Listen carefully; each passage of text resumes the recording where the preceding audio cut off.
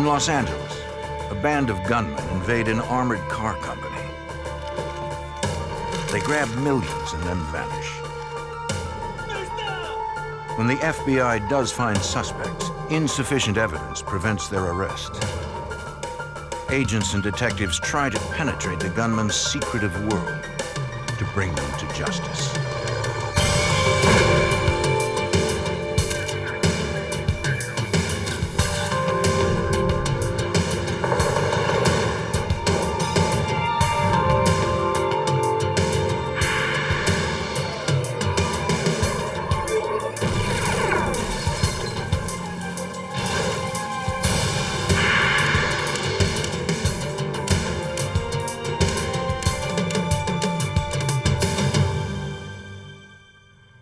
An armed robbery is a terrifying ordeal. When a gang descended on a Los Angeles cash vault, they threatened to kill anyone who resisted. The violent assault was the largest heist in U.S. history, and a piece of plastic was the only evidence. I'm Jim Kallstrom, former head of the FBI's New York office. The FBI, LAPD, and the IRS joined forces to unravel a complex network of money laundering, fraud, and a tight code of silence.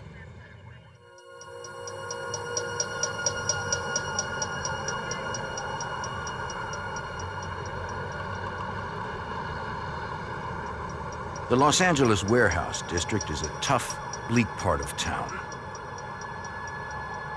Street gangs and violence are common. The area's businesses are housed in nondescript buildings, many surrounded by barbed wire fences. One secure block was occupied by a leading armored car company. Friday night, September 13th, 1997. Employees of the armored car company were going about their routine, counting and sorting over $20 million.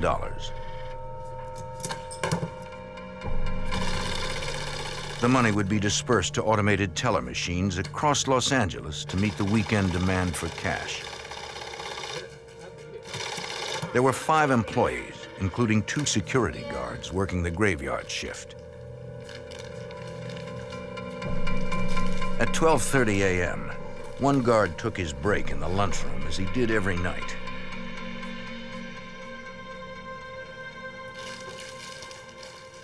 But he wasn't alone. Hands up, on the floor, now! We got one, we got the girl.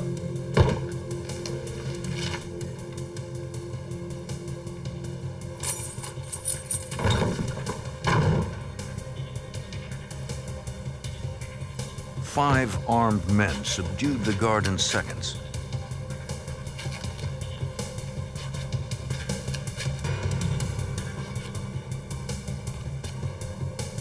Go!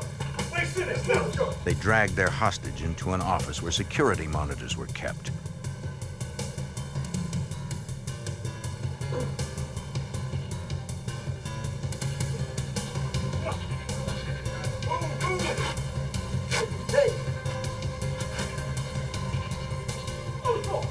Then a second security guard, preparing to go home for the night, entered. Unarmed and out of uniform, he offered no resistance.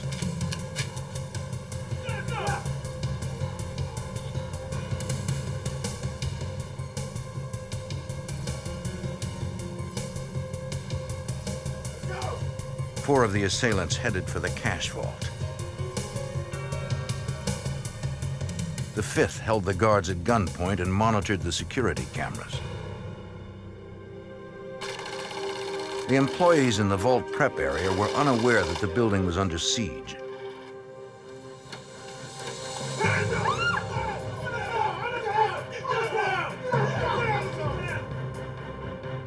The gunmen threatened to shoot if anyone disobeyed orders or made any sudden moves.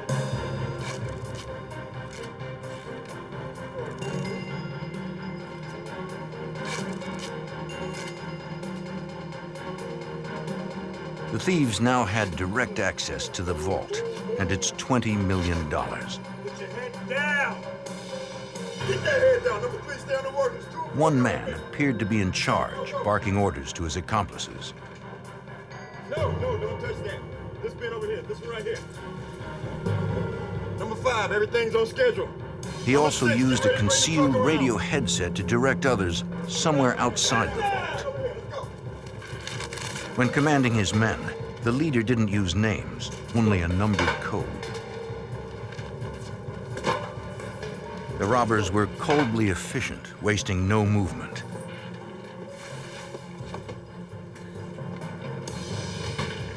In less than 10 minutes, they wheeled millions to the loading dock. No, this one right here. Right here. Right here.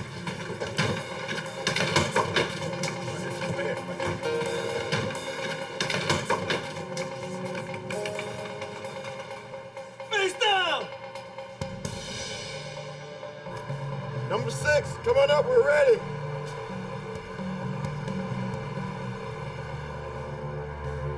In the outer office, the gunman removed the surveillance recorder bolted to a desk.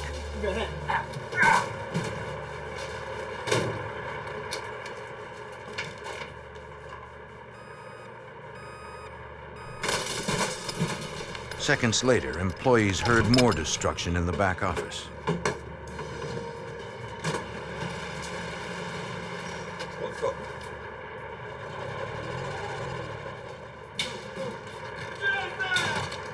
When the leader and another man returned, the employees no doubt feared it was to eliminate witnesses.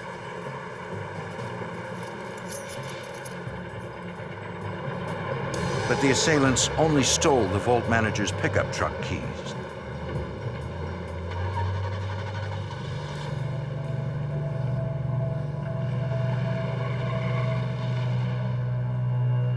Suddenly, it was quiet. Believing the gunman had fled, the guards risked freeing themselves. Hold up, Johnson. I'll help you out in a minute. They called 911. LAPD officers were immediately dispatched to the scene. Okay, hold on. We're going to go down there right now.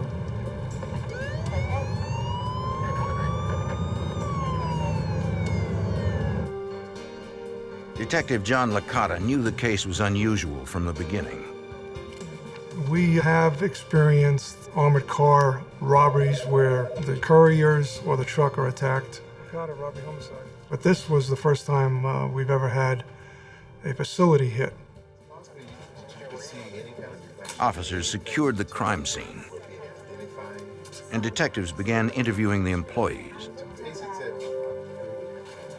They said the 5 assailants seemed to move through the facility as if they had been there before. They didn't see them leave, but they heard the sound of a diesel engine pulling into, then out of the loading area. A 6th assailant must have been driving. One employee thought she recognized the voice of one of the gunmen as that of a former armored car driver for the company. She agreed to come to the station in the morning to study a photo lineup of former employees. What's your name, sir? Detectives spoke with the vault manager whose personal pickup truck and keys had been stolen. They wondered why his keys were taken and not the others. The manager said he parked in the same spot each night. None of the suspects had asked him what the vehicle looked like. That led us to believe that whoever took his keys and had taken his vehicle knew him and his vehicle. The manager agreed one of the men's voices was familiar, but he couldn't think of a name. He said he would contact them if it came to him. Forensic technicians took impressions of the facility's door locks. Initially, damage found on the doors and locks suggested the thieves used force to gain entry. But later examination by technicians in the police lab proved otherwise. There was damage to the locks and the mechanisms, but not to the degree that it would have caused them to malfunction and to open. They believed the gunman had used a key, then faked signs of forced entry.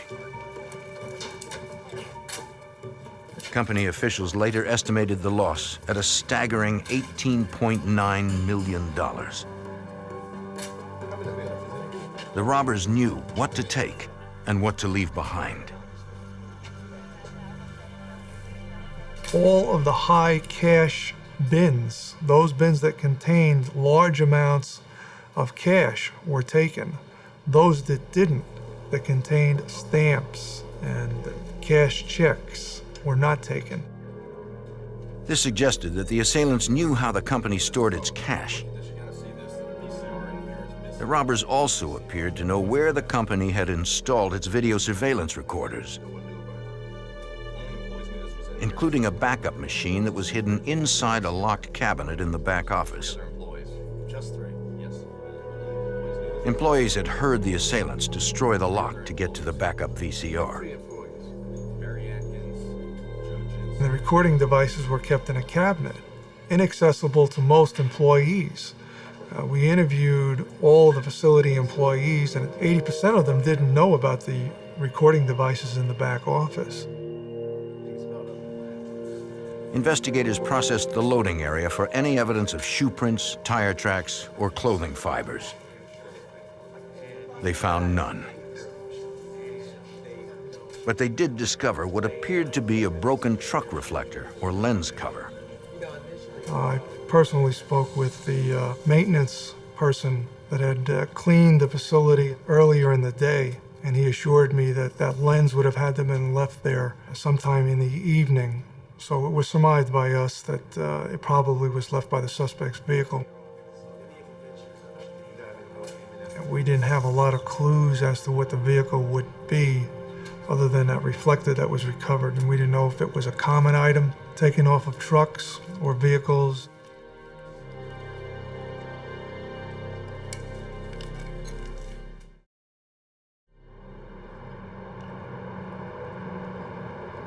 Since the money stolen from the facility was federally insured, the FBI joined the investigation.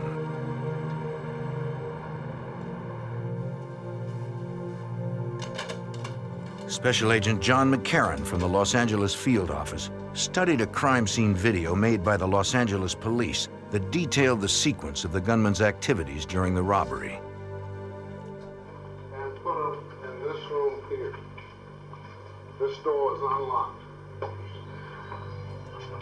They laid both victims out on the floor here, and they also removed their keys.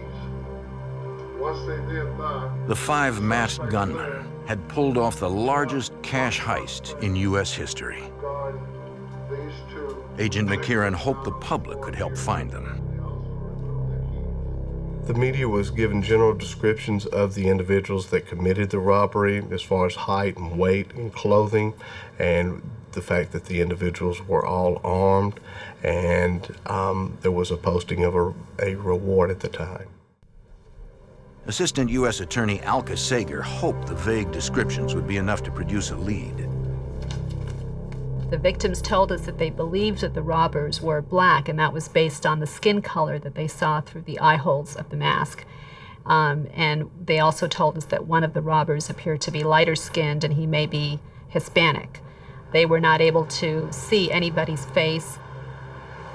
But they had heard voices. At LAPD headquarters, one of the armored car company employees was shown a photo lineup. Look at some photos and see if we can finger this guy, okay? Take your time. The woman believed she had recognized the voice of one of the robbers. Don't rush. Take your time. Now she was trying to match his voice to a face. Right here. The lineup consisted of pictures of policemen mixed with several former armored car drivers and security officers.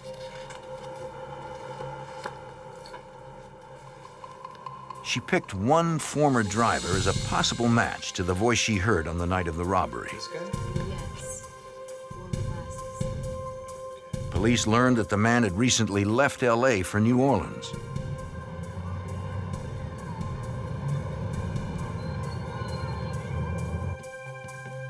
Agents from the FBI's New Orleans field office approached the former armored car driver at his family's home there. Fine. I'm Agent Marks from the FBI as my partner. Is there a problem? No problem. He said he was unaware that the company had been robbed and was willing to cooperate. So why not? Come on in. Sure. Sit down in here. He said that he had left his job on good terms a few weeks before the robbery. It turned out that he was out of town on vacation during the robbery, and the agents were able to corroborate his statements about being out of town.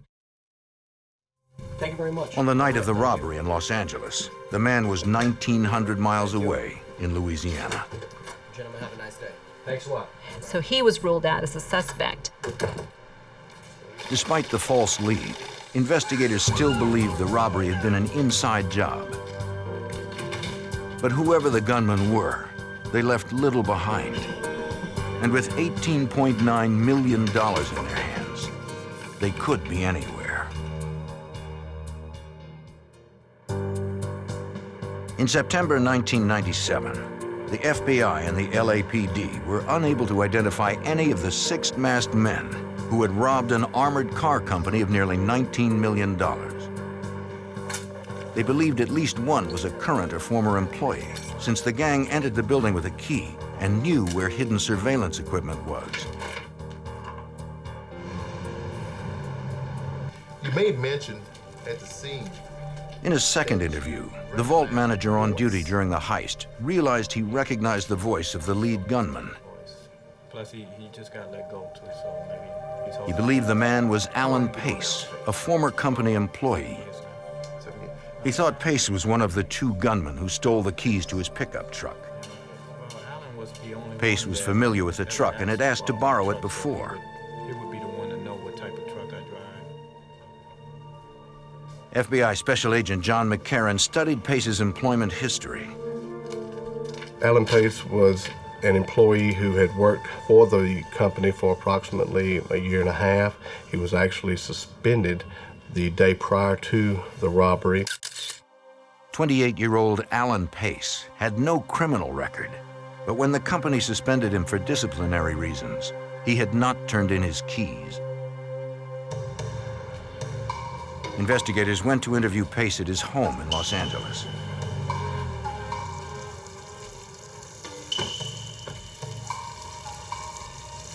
Alan Pace. Pace told them he knew about the robbery through the media, but assured the agents that he had nothing to do with the heist. He said he was at a party with his girlfriend on the night of the crime. He gave them her address and phone number. Investigators needed to verify Pace's alibi.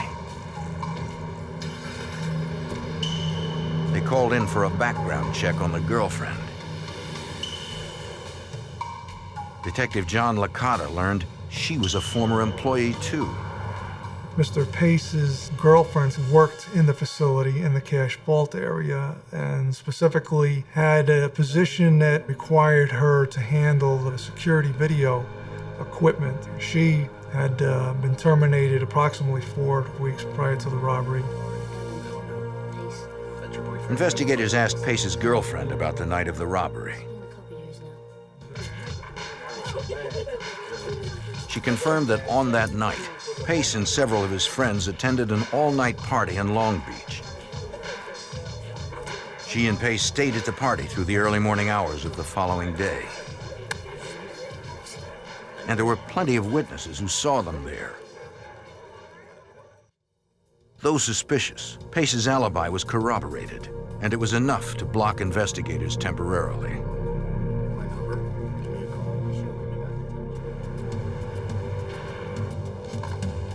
They would need a different tack to keep the case moving forward. Yeah, John Licata here. How you doing? The only just physical got back in the evidence office. was a cracked amber lens found at the crime scene. We're going to take They that believed it lens. came from a diesel truck used as one of the getaway vehicles. Okay. I'll talk to you later. Talk to you then. Bye-bye. They needed to find that truck. I got the assistance of some of my partners and half a dozen of us for the next 5 evenings between the hours of 11 p.m. and 3 a.m.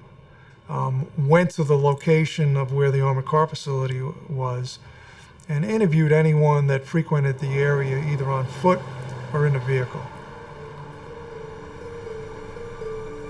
A week after the robbery, they patrolled the warehouse district near the scene of the crime. After several nights, they found a homeless man who lived on the streets in the area. A few questions. What's your name? Henry. Henry, is this where you stay? He said that on the night the robbery took place, he saw a mid-size rental truck idling near the armored car company. What kind of truck? It sounded like a diesel. Big white truck? He noticed it that night because usually there was little business or late-night traffic in the area. But he didn't see the driver. He'd never seen the truck there before or since. Take care of yourself, Henry. All right, sir. The description of the diesel rental truck fit the victim's statements that they heard a diesel truck in the company loading area. Investigators suspected that the amber lens found in the loading area had fallen off that truck. Teams of agents and detectives canvassed facilities in the Los Angeles area that rented diesel trucks.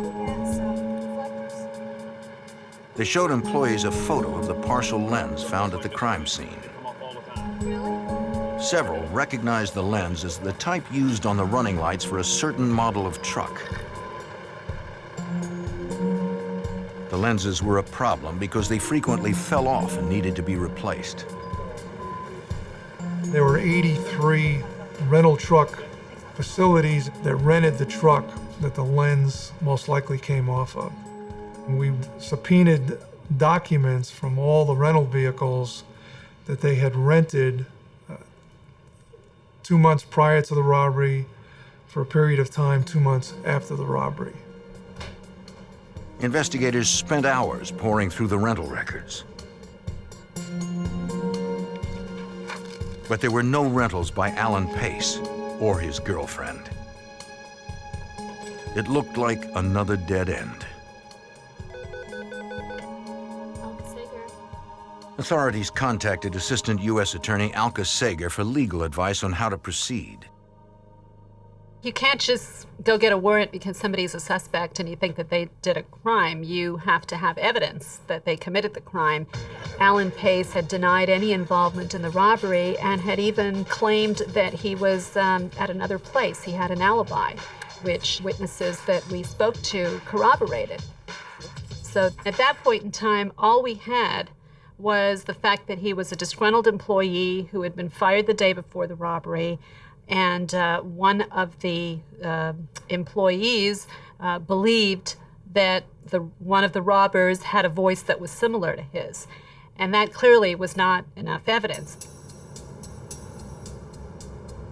To find out more, the FBI and LAPD began watching the former armored car company employee.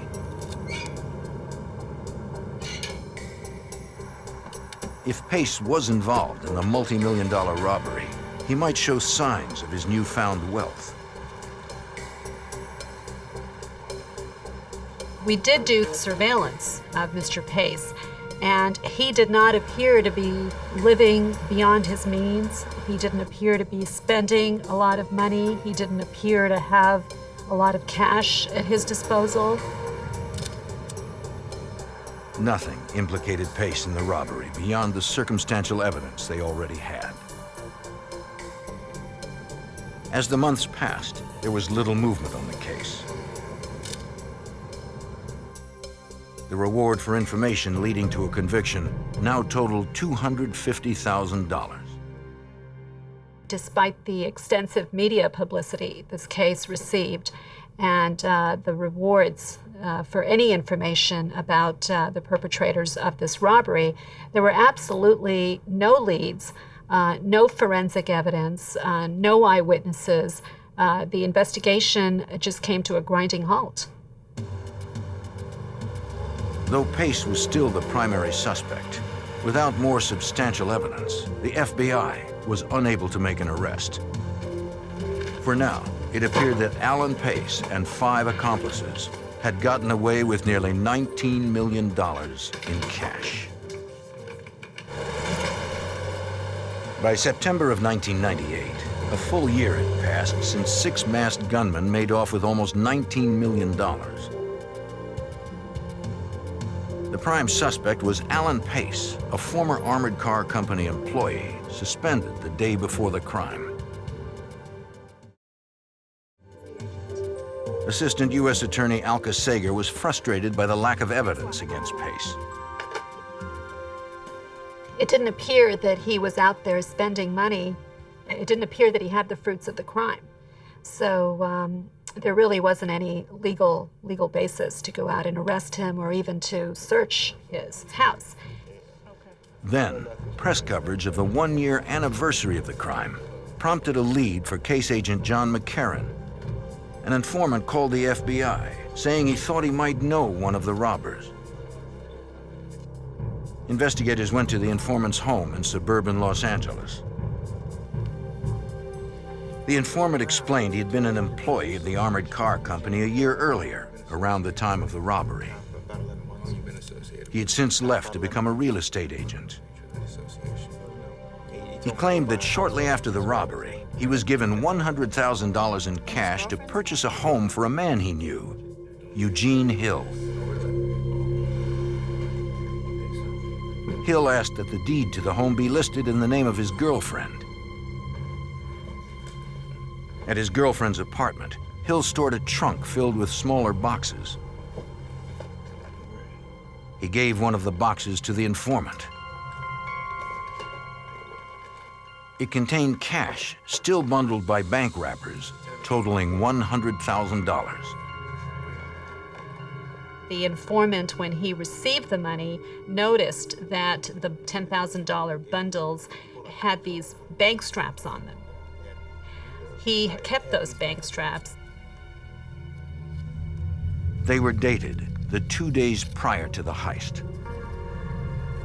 We were able to later determine the paper-type wrappers actually came from some of the money stolen from the armored car company. The informant said Hill changed his mind and asked for the money back, but in cashier's checks, not cash. The informant had kept $15,000, and Hill had recently begun threatening him. He hoped the FBI could protect him. Eugene Hill had no criminal record and had never worked at the armored car company. But a background check revealed Hill had a connection with prime suspect Alan Pace. Both had worked for another security agency in Los Angeles. Investigators began surveillance on Hill. At one point, they followed him to a business named Extreme Entertainment. The company billed itself as an entertainment service that provided everything from children's games to exotic dancers. Business records revealed that Eugene Hill was a partner in the company, along with Alan Pace. Investigators suspected that Extreme Entertainment was likely established to launder money from the robbery. The Internal Revenue Service was brought on board and supplied with information from records and documents which would assist us in preparing money laundering charges against some of these individuals. The investigative team learned more about the company. Besides Alan Pace and Eugene Hill, Extreme Entertainment listed 2 other men as partners, Terry Brown and Fred McCrary. The 4 had worked together at the same LA security agency before Alan Pace was hired at the armored car company. Extreme Entertainment's accounting books looked suspicious to Los Angeles IRS Assistant Special Agent in Charge, Philip Mullins. There were 4 suspected robbers involved in Extreme Entertainment. Extreme Entertainment wasn't really generating very much income, but there was a lot of cash going through the business, into the bank accounts, and then a lot of money being paid out in salaries. Investigators began to dig deeper into the financial backgrounds of the 4 partners. They subpoenaed bank statements, credit card reports, and tax returns. In the personal bank records of Eugene Hill, they found the suspect had a second source of income.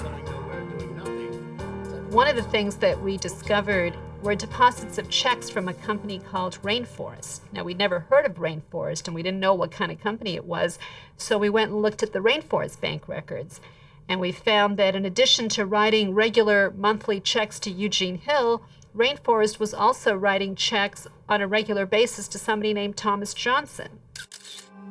Like Hill, Thomas Johnson's position at Rainforest was listed as a consultant. It was unclear what type of consultants they were.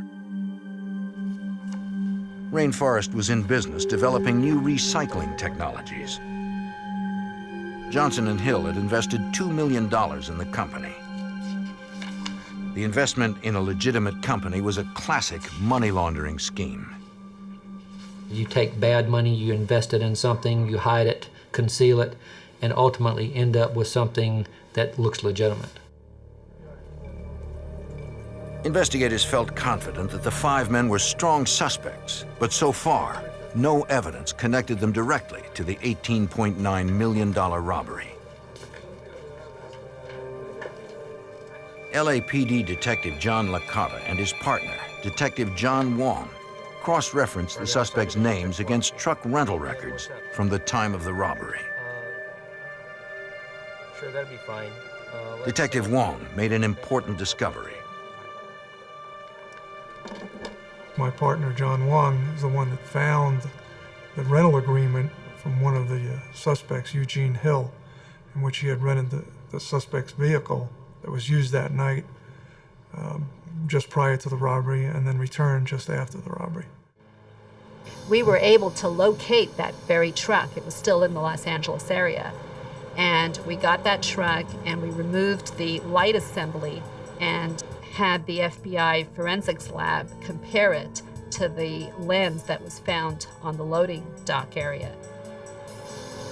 They needed to know if the amber lens had fallen off that truck. While waiting for the lab results, investigators looked further into suspect Thomas Johnson. Johnson lived in an expensive home in an upscale Las Vegas neighborhood. The IRS conducted surveillance of his residence, and during that period of time, his girlfriend at the time was identified. Agents flagged the girlfriend's name. If Vegas police ran into her, they should call LA.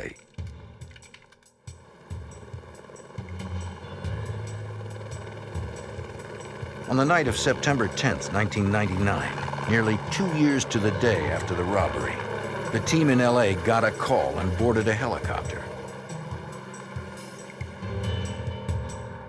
There had been a domestic disturbance at Thomas Johnson's Las Vegas home. Johnson's girlfriend had called the police. They hoped to use the disturbance call as an opportunity to question the girlfriend. She alleged that Johnson had beaten her. She was more than willing to answer any questions they had about him. She said Johnson was laundering money through the Las Vegas casinos. He and a friend would buy thousands of dollars in chips that he would later have her exchange for cash.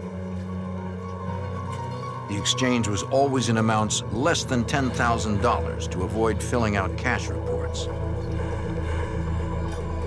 Thomas Johnson appeared to be very fond of gambling and appeared to have a lot of money with which to gamble. And it's a little tricky when you do these types of investigations because you don't know where that money is coming from, if it's perhaps gambling winnings that are then being used to conduct more gambling activities, or if it's perhaps what we thought, which was money from the robbery.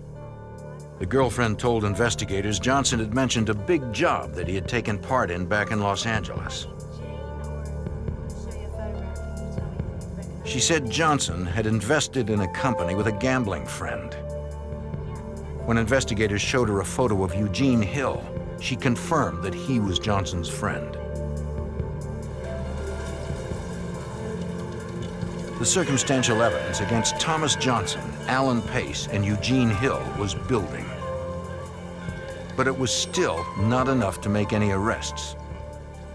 Agents would need to turn the suspects against one another if there was to be any hope of convictions.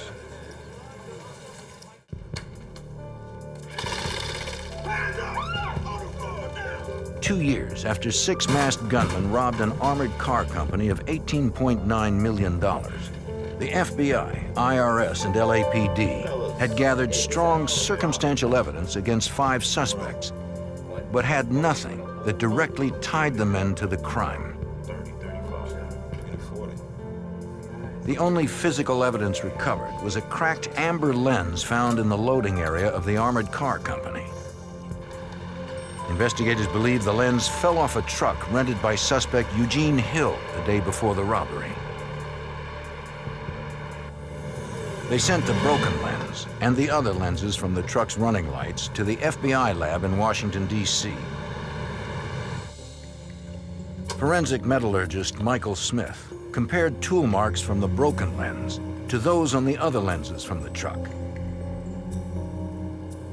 In this case, the marks look rather like the rings on a tree, and we attempt to see whether those marks line up or not.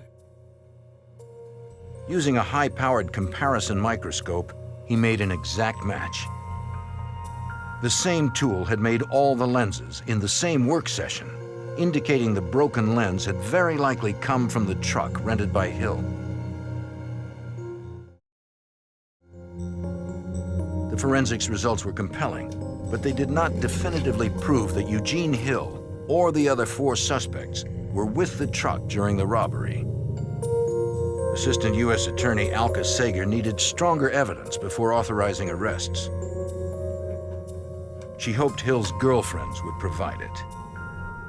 We had identified 2 of his girlfriends who also appeared to be spending not large amounts, but amounts of cash. Approximately 2 years after the robbery, we had gotten to the point where we needed to talk to these women that were in Eugene Hill's life. We're going to need your cooperation. Worried that charges might be filed against her, one of Hill's girlfriends rolled, telling investigators what she knew. She told them that after the date of the robbery, Hill suddenly had a lot of cash. She said Hill stored 2 footlockers filled with boxes of the cash in her apartment. She and a friend helped him count and sort thousands. Hill told her that before the new crisp bills could be spent, they needed to look worn. So she washed them. Usually, Thomas Johnson took part in the operation. She said they would go to Las Vegas, buy gambling chips with the washed bills, and then turn them in for new cash. Her story corroborated the statement previously given by Johnson's girlfriend.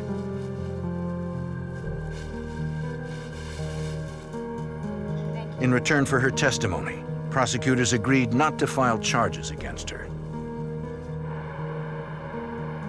Next, FBI agents and LAPD detectives wanted to talk to Eugene Hill's sister.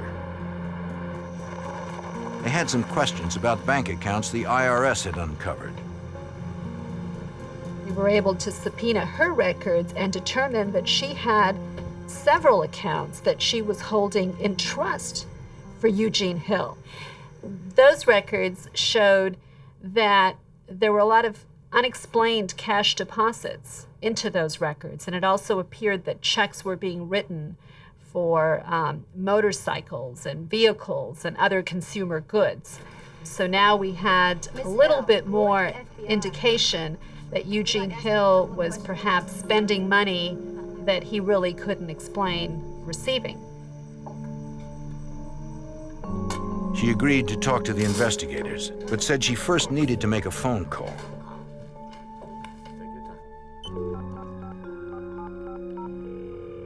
She stepped away and appeared to send a numeric page.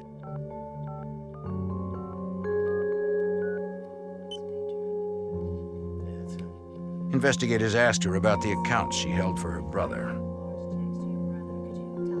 She was evasive and claimed to be unaware of any of her brother's financial matters.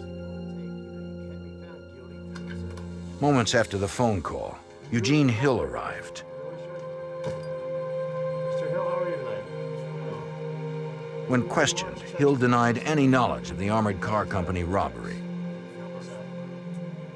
He told investigators that he didn't have time to answer their questions then, but he would meet them the next morning at their office. Loaded with cash, Hill was a significant flight risk.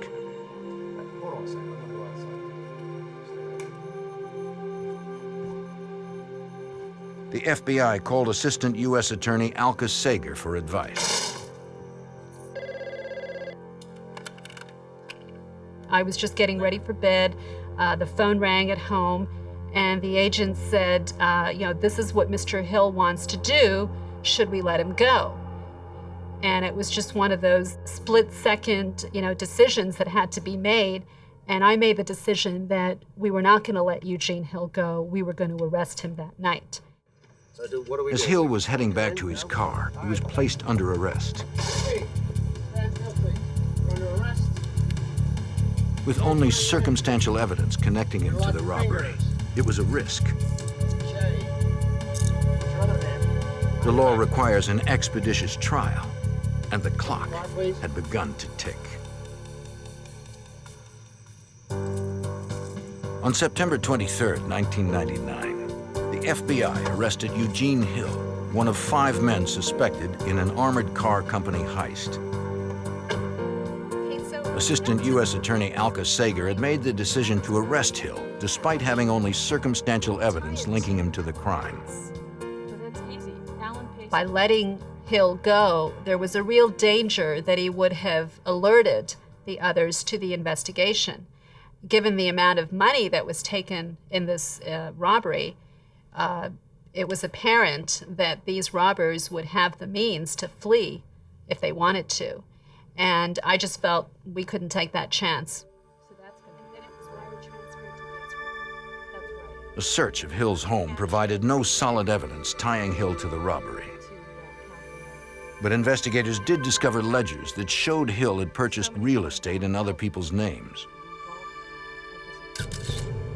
Prime suspect Alan Pace was also listed on Hill's ledgers as having purchased real estate in others' names.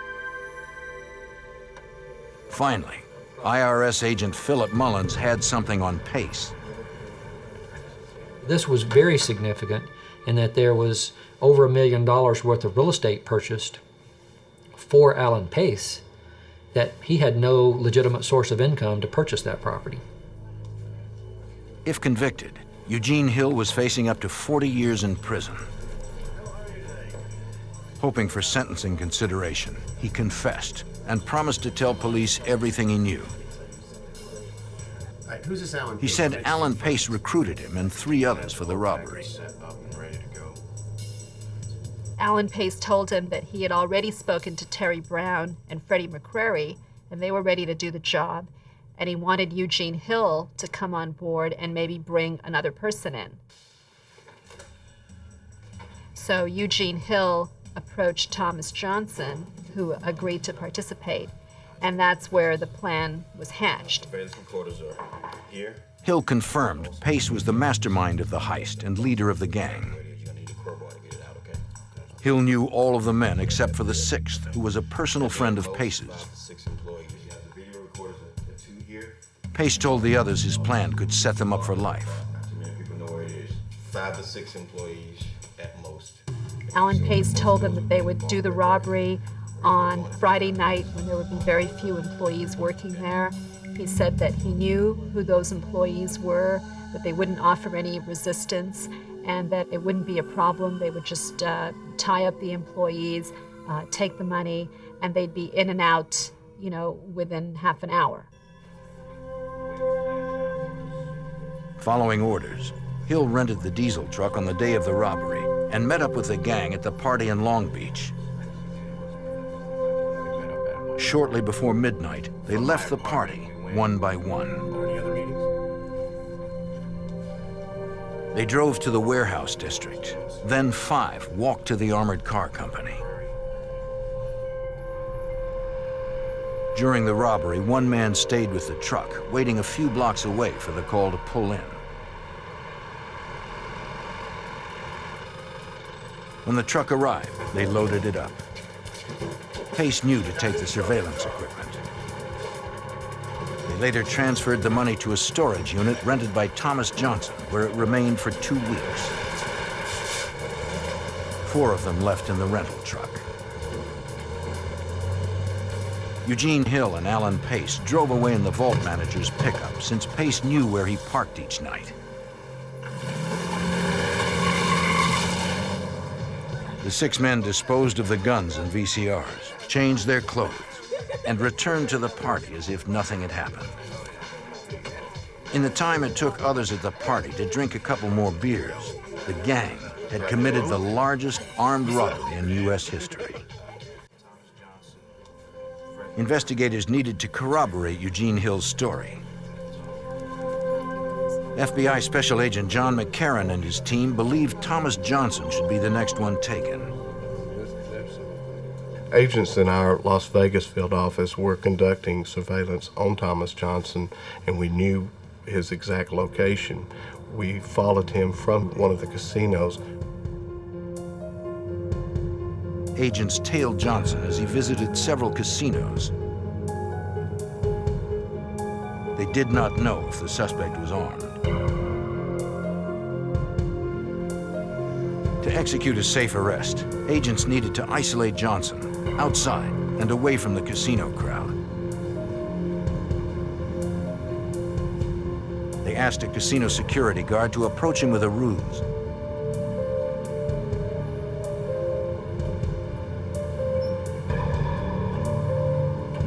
The guard told Johnson his car had been hit and that he needed to go outside to fill out a report. Johnson took the bait. As he checked his car, agents safely took him into custody. Investigators laid out the case against him and the possibility of decades in prison.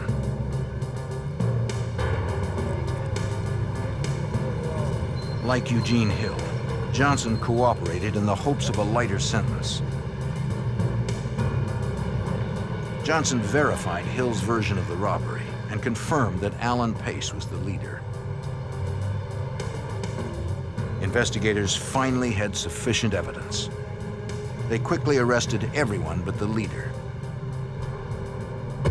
We knew that Pace was aware of the earlier arrest of the other individuals. There was a warrant for his arrest, and he contacted me here at my office and told me that he wanted to self-surrender. On February 28, 2000, Pace arrived at the LA Federal Building in the company of his lawyer. He made no statement and refused to cooperate with investigators. Pace was arrested and held without bail. 4 of the robbers pled guilty to robbery and conspiracy. Eugene Hill was sentenced to 9 years in prison. Thomas Johnson received 10 years. Fred McCrary received 7.5 years, and Terry Brown got 8. The 6th gunman, Eric Boyd, fought the charges against him and was found guilty and sentenced to 17 years. After a 3-week trial, Alan Pace, who had orchestrated the armed robbery, was sentenced to 24 years in prison. Agents seized all of the criminals' assets. They were able to account for about $5 million of the stolen money.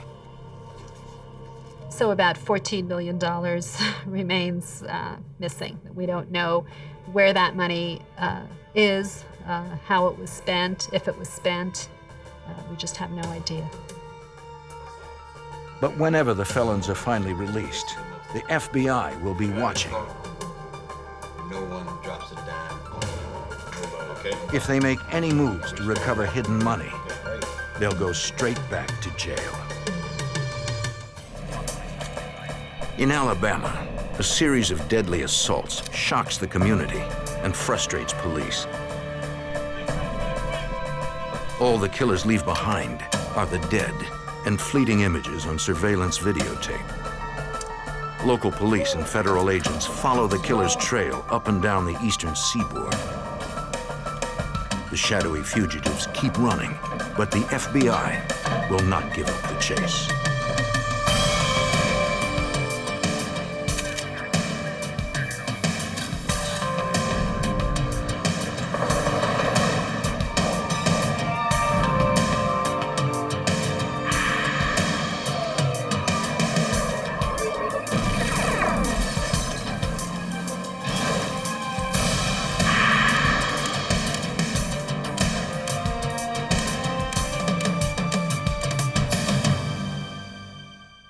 Surveillance video is often the most precise witness to a crime. Its images can speak for victims when they are unable. After 3 brutal murders were caught on tape in Alabama, the suspects fled the area. They had an arsenal of stolen weapons and swore they wouldn't be taken alive. I'm Jim Kallstrom, former head of the FBI's New York office. Racing across several states, the fugitives tried to elude the FBI, and agents hoped to capture them without more bloodshed.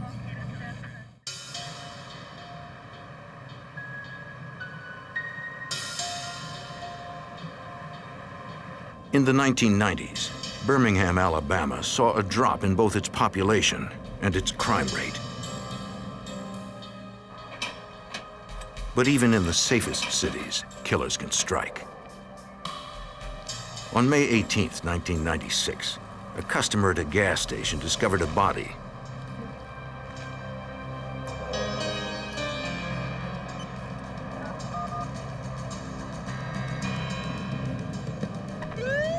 Birmingham police responded to the 911 call.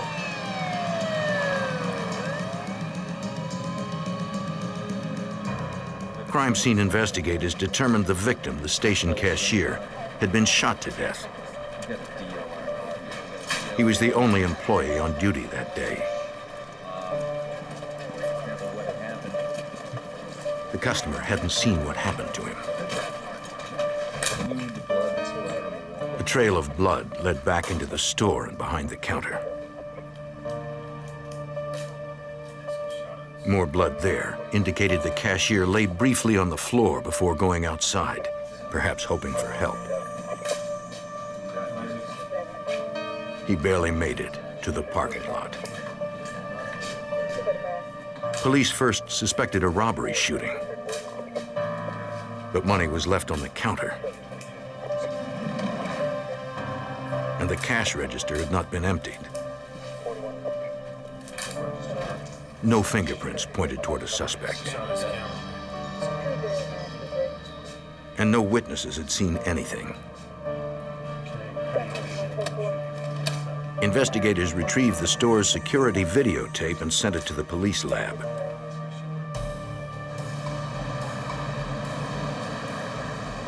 The tape had degraded because it had been reused many times in the recorder. So the footage of the crime was blurry and few details could be seen.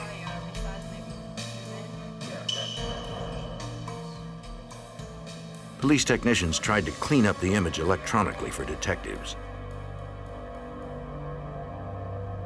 The enhanced tape gave investigators a better look at the crime.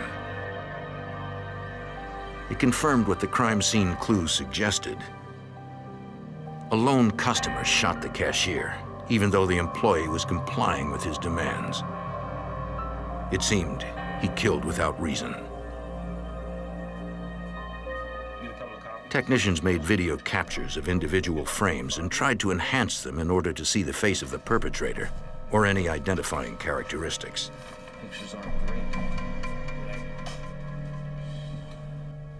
Birmingham police hoped to identify the suspect from the stills. Checking mugshots, they could not find a match. Detectives interviewed friends and relatives of the victim, trying to find some lead on the senseless murder.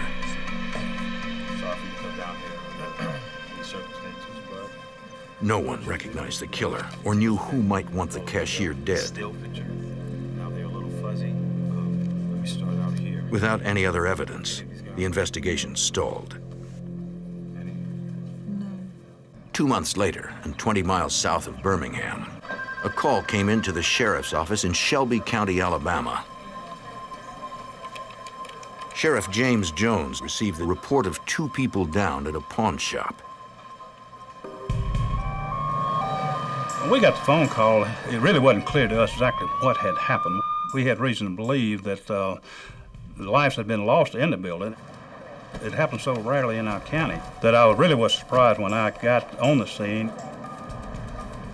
EMTs determined the pawn shop owner had died from multiple gunshots. A female employee was in critical condition with a gunshot wound to her head. All other cars, when you're outside, make sure they... The sheriff ordered deputies to stop any suspicious vehicles in the area. We really didn't know what we were looking for at this point, but we was in hopes that our people would be sharp enough if they saw something that was out of place that they would be able to recognize that, stop that vehicle, and perhaps give us some leads from it. Stabilizing her as much as they could in the field, the paramedics prepared the woman for the helicopter ride to the hospital. Authorities determined more than $2,300 in cash and jewelry was missing. And the gun cases had been nearly emptied. Since the pawn shop had frequent customers, it wasn't difficult for crime scene technicians to lift hundreds of latent fingerprints. Connecting one of them to the crime might be impossible. The lead investigator was Shelby County Sergeant Michael DeHart. There was really a lot of evidence processing to be done, fingerprint dusting, so on, but we didn't find anything definitive as a result of that. The one thing that we did find that we did have were shell casings that were left at the scene. The murder weapon was a .380 automatic handgun. At the time, we didn't know if this was a one-time event that had occurred or if this was part of a larger series of events. The in-store shooting was similar to the earlier gas station murder, but this crime occurred during a robbery. Detectives checked for the shop's security video. Then they remembered something. I was talking to the owner a couple of weeks ago, and he was talking about putting a dummy machine in. He was talking about putting a real one over in this area. Sergeant Russell Yawn found the other machine in the actual surveillance videotape. The second, or the real VCR, continued to operate even after they took and unplugged and removed the tape from the dummy VCR. And it continued to record even until the time that I pushed the eject button. And it's showing... The videotape showed 2 young men entering the store at 3:23 p.m. They cornered the shop owner, forcing him behind the counter with the female employee. Deputies spotted a red pickup truck barely visible outside the shop. It might be the getaway vehicle. The suspects looted the pawn shop for 13 minutes while the employees watched. They then shot the hostages, point blank. We saw nothing that told us that these 2 victims resisted or attempted to resist. They were very compliant. And I'm sure they did that with the hopes that they would live. But instead, their life was taken by execution style. And that was very disturbing to see that. What I don't understand is, this is just garbage. Sergeant Yawn and his partner, Sergeant Donald King, found more evidence near the spot where the victims had been killed. As we were doing our search at the pawn shop, we saw a small pile of garbage in behind the counter, and we noted it at the time. Why was the garbage there? There was no garbage can. It really didn't make a whole lot of sense at the time.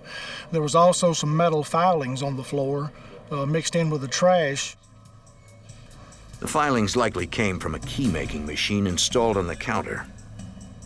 Detectives collected them for later examination. They believe the killers took the garbage can, but they didn't know why. Federal law requires that anyone buying or selling firearms must keep records of the transactions. Detectives asked another employee to bring up the store's weapons manifest, comparing it to the guns still in the shop. Yeah, I think They realized the suspects took an entire arsenal. there were 32 stolen weapons in the hands of vicious killers. We was very disturbed about what else would they do, what were they doing now, and what would they do again in the future. Because of the potential for more violence by the heavily armed killers, sheriff's detectives immediately contacted the Shelby County District Attorney's Office. Prosecutor Randy Hillman joined the investigation. We like to be in on the front end of any investigation. It makes things a lot easier for us. It makes things a lot easier for the police officers working the scene as well. The surveillance videotape was the best evidence investigators had to find the killers. It showed the suspects carry out many of the stolen items in a guitar case. One of them shot both the shop owner and the employee. At one point, his gun jammed. Almost mechanically, he cleared and reloaded, and then kept firing. The two suspects got into the waiting red pickup, both on the passenger side. There must have been a driver, a third suspect. Technicians made photos from video captures, but the quality was poor. We had photographs of these individuals actually doing the execution. We had a partial photograph of the vehicle that they were in, but we didn't know who they were. And the level of violence here was critical to us. I mean, we had to stop these guys before it happened again. Less than 8 hours after the shooting, investigators learned the pawn shop employee died in the hospital. Now there were 2 innocent murder victims. Technicians at the Alabama Department of Forensic Sciences examined the bullet fragments and casings found at the pawn shop.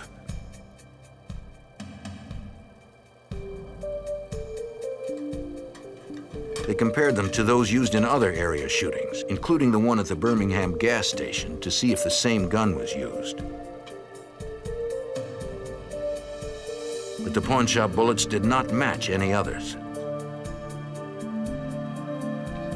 Still, investigators thought the 2 crimes might be related. They turned to the public for help.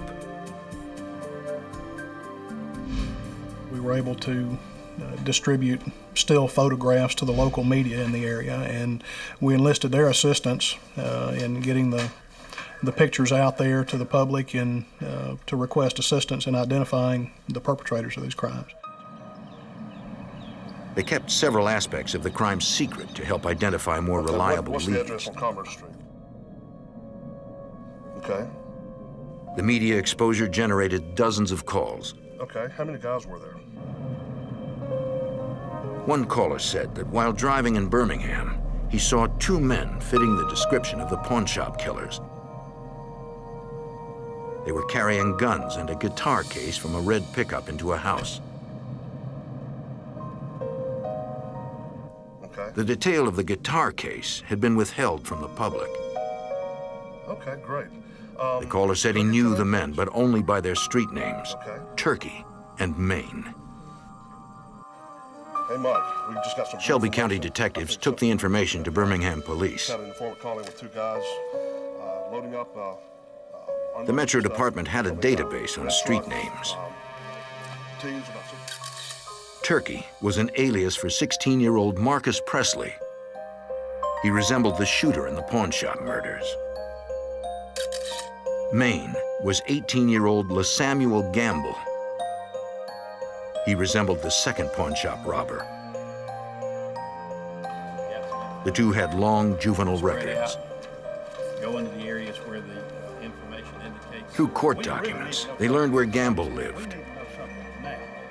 We knew that the people that we were looking for were very dangerous men. They had killed before. We were afraid that they would kill again.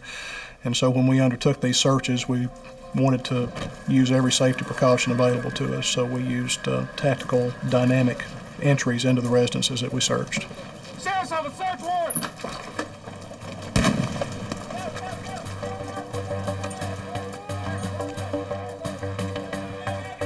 The arrest team cleared the house where Gamble had been living.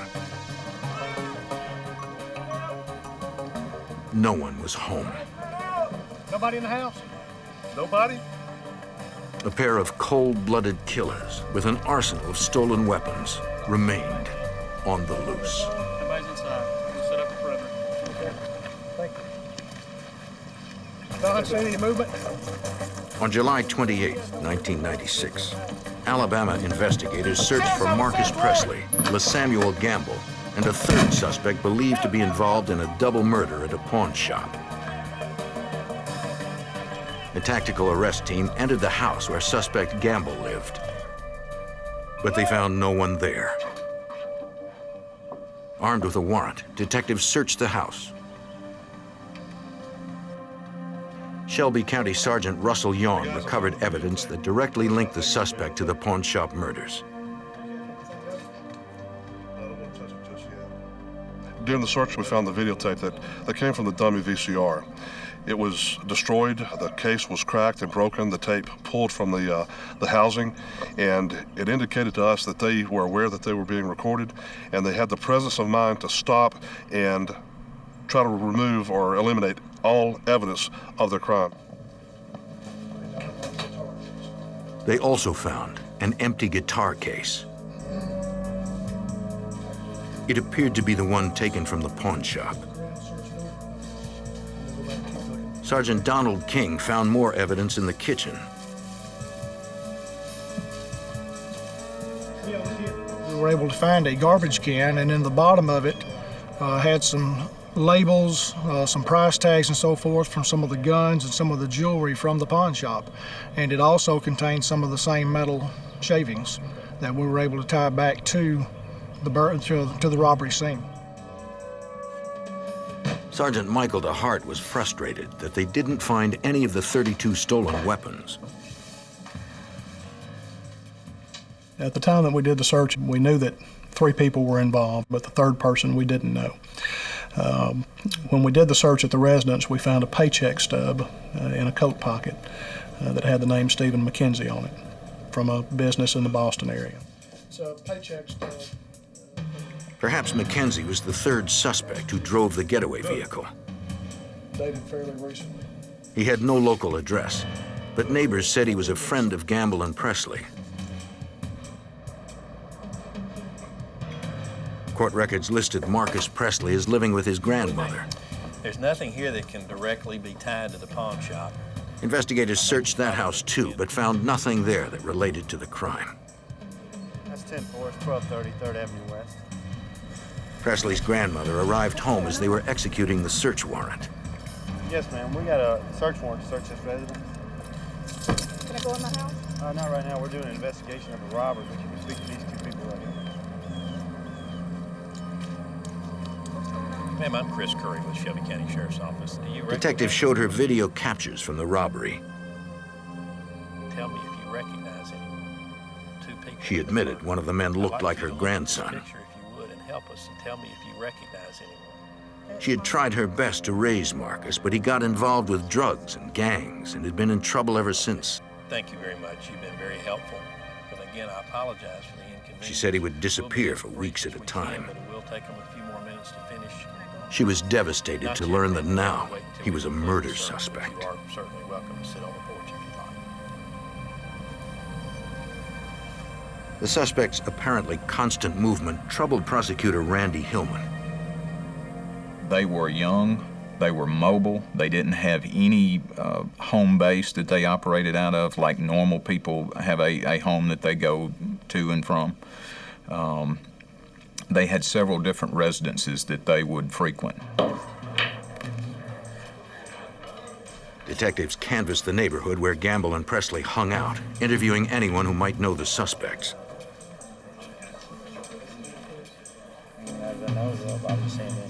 Several people in the neighborhood said that lately, Gamble and Presley had been flashing jewelry and giving away guns to members of their street gang. There's enough guns to supply an army, man. Some said they heard the suspects were still in the area and offered addresses where the young men might be staying.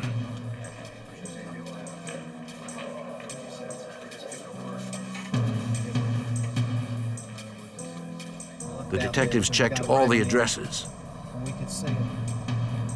Gamble and Presley seemed to have disappeared. We had one last place that we wanted to look before going home that particular day. We were on the way back, and the suggestion was made, let's ride by the uncle of LaSamuel Gamble. Let's ride by his house and just see if anyone's there. We did that, and when we did, we saw a red pickup truck that matches the description of the vehicle that was used in the robbery.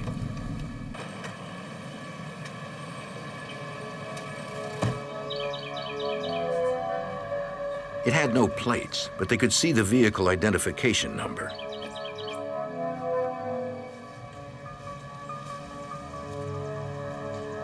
The detectives noticed a Massachusetts parking permit in the corner of the windshield. 6802746. They hoped Gamble's uncle would have information about the suspects.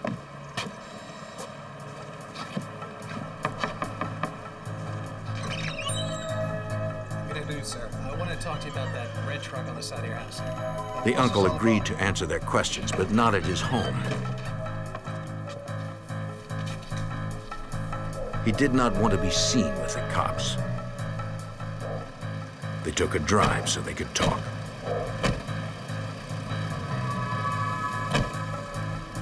Okay, Mr. Gamble, we've done. The uncle told investigators that the truck belonged to Stephen McKenzie, a friend of his nephew.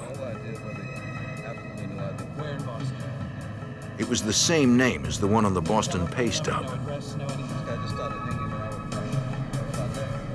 The uncle admitted that his nephew recently stayed at his house with McKenzie and Presley.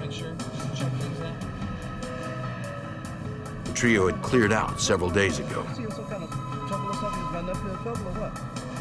Sergeant Yawn believed the uncle knew details. And at first he really didn't want to give us any useful information, but we continued, and he did admit that they had left town and they had gone to Boston.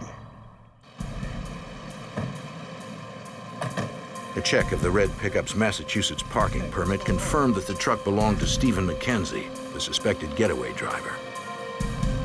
Everything going okay? Eventually, the uncle gave investigators permission to search his property. He suggested they look under the porch.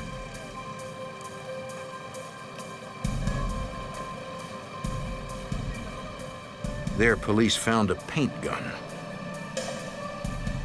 The serial number on the gun matched one taken from the pawn shop.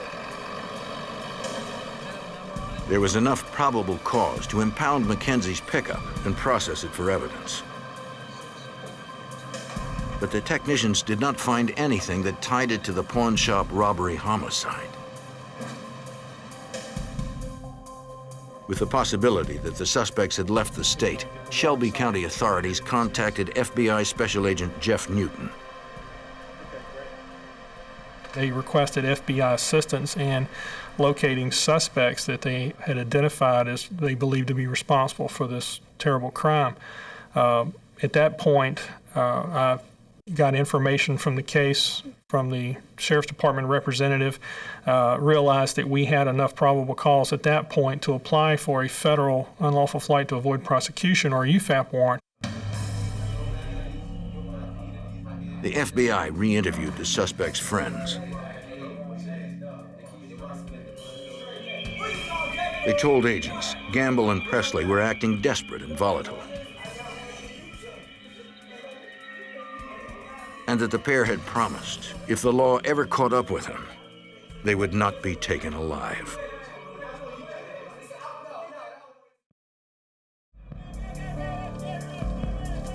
In Alabama, authorities struggled to find the men believed responsible for 2 robbery homicides. The state increased the reward for the capture of LaSamuel Gamble. Marcus Presley and Stephen McKenzie to $100,000. FBI Special Agent Jeff Newton believed the suspects left Alabama for Boston. Anybody who's a suspect in a double homicide is automatically rated at the highest priority. I immediately notified our Boston office, you got bad guys heading your way we believe or may already be there. I gave them lots of details, everything I learned from Shelby County pertaining to their level of violence, you know, what they look like. We were sending photographs, we were sending full physical descriptions. At the Boston, Massachusetts FBI field office, Special Agent Joseph Altman received the priority call. The three individuals were identified to us as vicious killers, that they had made claims to the effect that they would not hesitate to kill again, that they would not be taken alive, or that they would take the life of any law enforcement officer that attempted to stop them. Birmingham agents also sent Boston a list of places they should investigate. One was the construction company where suspect Stephen McKenzie had worked.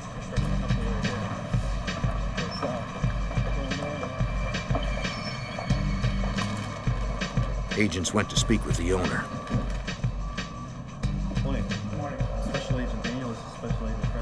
The man said he had not seen the suspect in weeks. If McKenzie was in the Boston area, he had not made an attempt to come back to work. The owner had an employment record, but it did not contain any new address or other information that would help find the suspect. Great.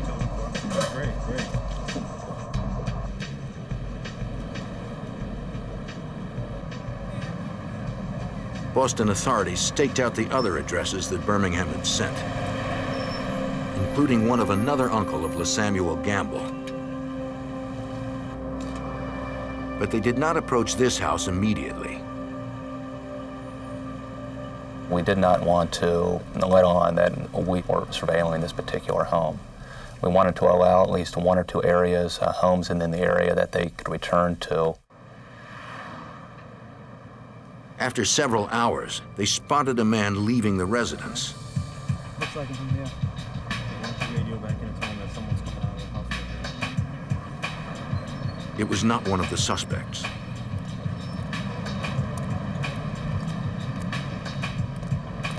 They waited until they were sure he was alone and not being watched.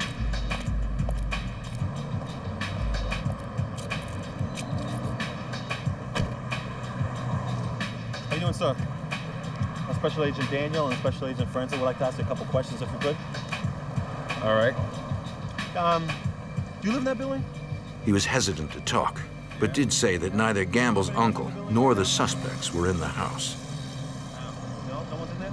No. Marcus Presley. But he had seen them. Thank you very much. Again, we just have to ask you. He told us that both Gamble and Presley had been staying at this location, but they had since moved out. He did not know where they moved to. We felt that this location was no longer vital in our investigation, so we obtained a search warrant and searched the home and did not discover anything of lead value. Another address on their list was in Roxbury, a suburb south of Boston. An agent set up surveillance there.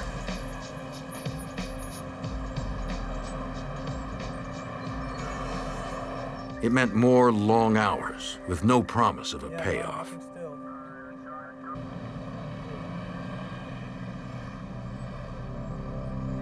On August 1st, 1996, the Boston FBI held a press conference. We believe these individuals to be extremely dangerous, most likely armed. They're wanted in Alabama. We'd like to bring these individuals in. They distributed wanted posters and asked anyone with information to call a special tip line. Hey, guys. Hey, what's up? The media campaign produced dozens of leads. One was an address outside Boston where alleged getaway driver Stephen McKenzie was said to be staying. There was no word whether Gamble and Presley were with him. All right, let's go. The tactical arrest team had to be prepared for a fight.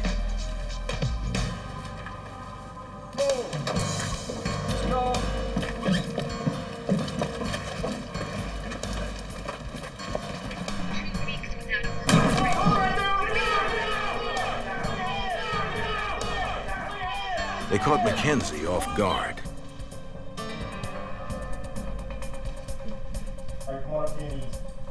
But Gamble and Presley were nowhere to be found.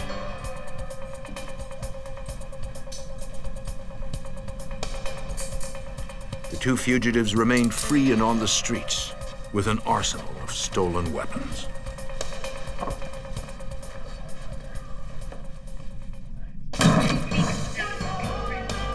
In August of 1996, the Boston SWAT team arrested one of 3 suspects who had fled Alabama after 2 robbery homicides.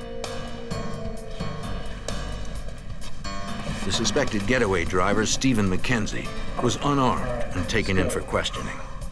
Good work, guys. Investigators searched the house where he was staying. They found jewelry, later determined to be from the Alabama pawn shop that was robbed. They also recovered 3 weapons. Running the serial numbers of the guns, agents learned they were among the 32 weapons stolen from the pawn shop. P38, yeah. Right. But nothing in the house indicated where LaSamuel Gamble and Marcus Presley were. Boston agents held Mackenzie on a charge of receiving stolen property. They contacted prosecutor Randy Hillman in Shelby County, Alabama. Immediately after receiving that telephone call, we got on a plane and flew to Boston to help the Boston investigators. They hoped Mackenzie could lead them to the elusive armed killers. We knew the level of violence and the numbers of guns that they had and what a danger they posed to other people. The Shelby County authorities interviewed Mackenzie. Mr. McKenzie, you know why we're here. Our major concern is that these weapons are going to get back out on the street, and someone else, innocent persons, are going to lose their lives. They confronted him with the evidence they had. Hoping for sentencing leniency, the suspect began to talk. We sitting around or whatever and drinking, and we just decided, hey, let's do it. He said that he, Presley, and Gamble planned the pawn shop robbery in mid-July. They drove by the shop to check it out. Drive the car, you know, watch out. Gamble said it would be a good place to rob. There were guns, jewelry, and cash inside, and no security. I'm positive. It was guaranteed that, you know, no one would get hurt. It was just a in and out thing. On July 25th, they returned in Mackenzie's pickup.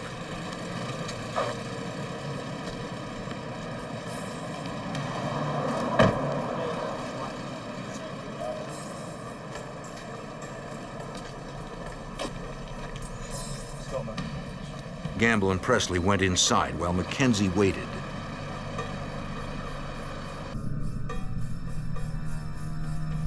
They were only supposed to grab the money and valuables.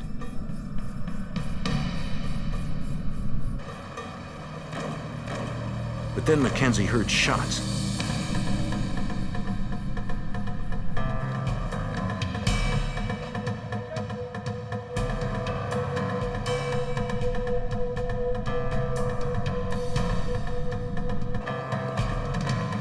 They took what they came for, then fled. I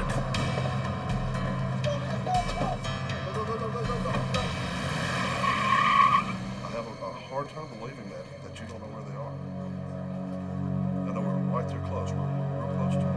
I still think that they're real close around here. Mackenzie said Gamble and Presley had run with him to Boston. I mean, I don't know. And that they might still be in the area somewhere. I'm positive.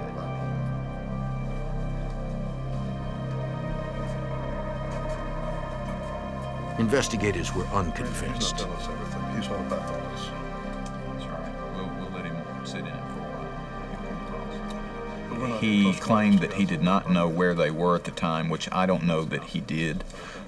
He did give us some information about where they had been staying, the different houses that they may have gone to, and some other information.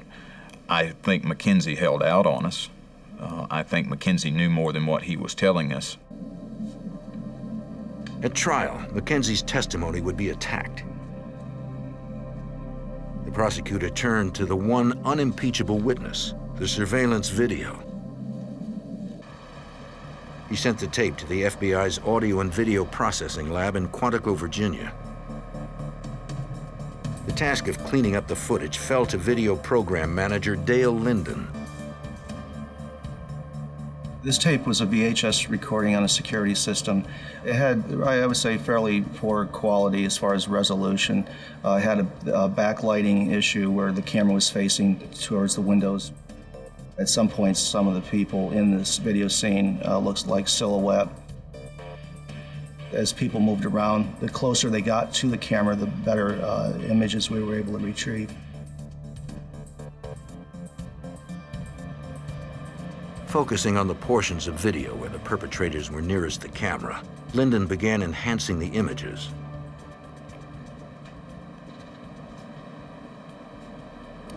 Once we digitize these images, we will go through each one. And depending on what the problems are, we will apply different types of filter processes. In this particular case, the first thing we did was we did some contrast adjustments to make the images look brighter and focusing in primarily on the subjects. In this particular case, I felt that we did some improvement to get facial detail of the face and the weapons, and also their movements within the store itself. The results strengthened the case against Gamble and Presley. Now authorities needed to catch them.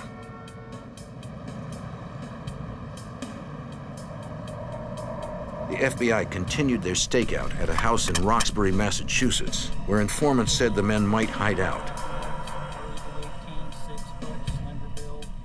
It was the best lead so far for FBI Special Agent Joseph Altman. We surveilled this house for approximately 48 hours. The street information that we had was getting better and better all the time, that the individuals were holed up in this house. We thought that we saw movement in the house. Are they ready? This is Special Agent Frasker. SWAT ready? Field agents told the SWAT team to prepare for entry.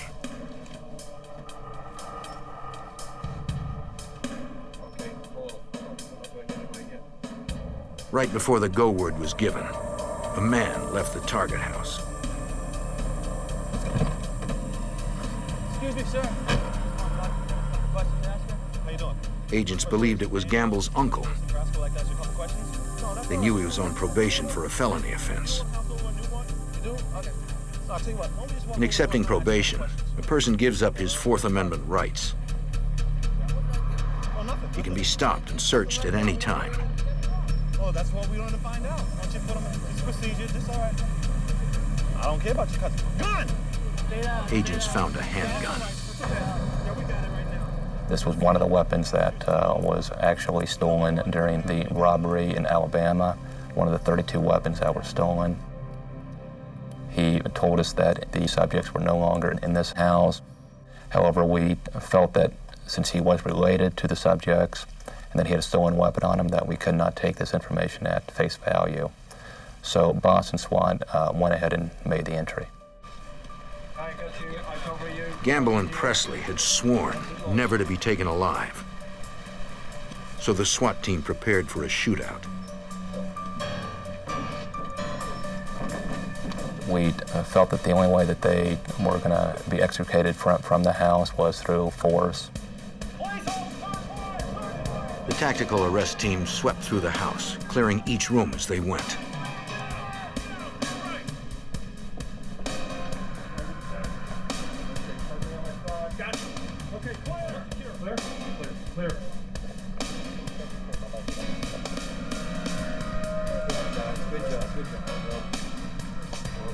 No one was inside.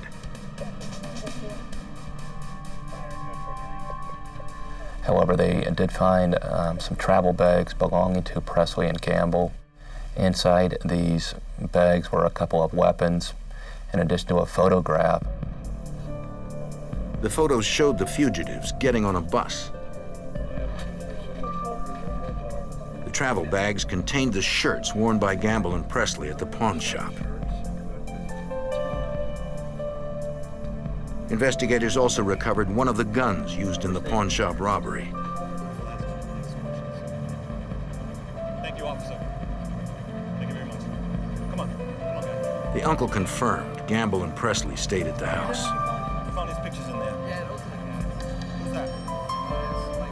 Those are both of them? He said they left on a bus for Virginia, where Gamble's girlfriend lived. Yeah, they had guns. They had guns too? Okay. The FBI and Boston police had missed the dangerous fugitives by a matter of hours.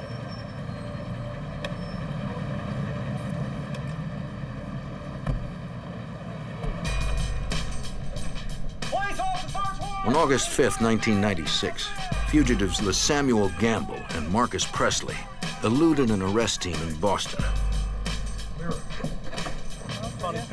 An uncle told agents the men had left for Virginia, where one had a girlfriend, but he did not know exactly where. To narrow the search, the FBI obtained the phone records of houses in Boston where the suspects might have stayed. For nearly 48 hours, agents combed through the records, looking for common numbers. According to FBI Special Agent Joseph Altman, they found one. We did find a common phone numbers that occurred about 2.5 months before the murders took place and about a week after the murders took place. The number was in the Norfolk, Virginia area. Boston agents contacted the FBI's Norfolk field office. On August 8th, Special Agent John Harley received word from Boston to apprehend the young fugitives. Youth can be a factor in making somebody a little bit more unpredictable. If they're older and more set in their ways, they may even have a past pattern of conduct that we can look at and help us in apprehending that person. But with these two individuals, as young as they were, they proved to be very difficult because they were not predictable at all. At 5:30 the next morning, the fugitive task force arrived.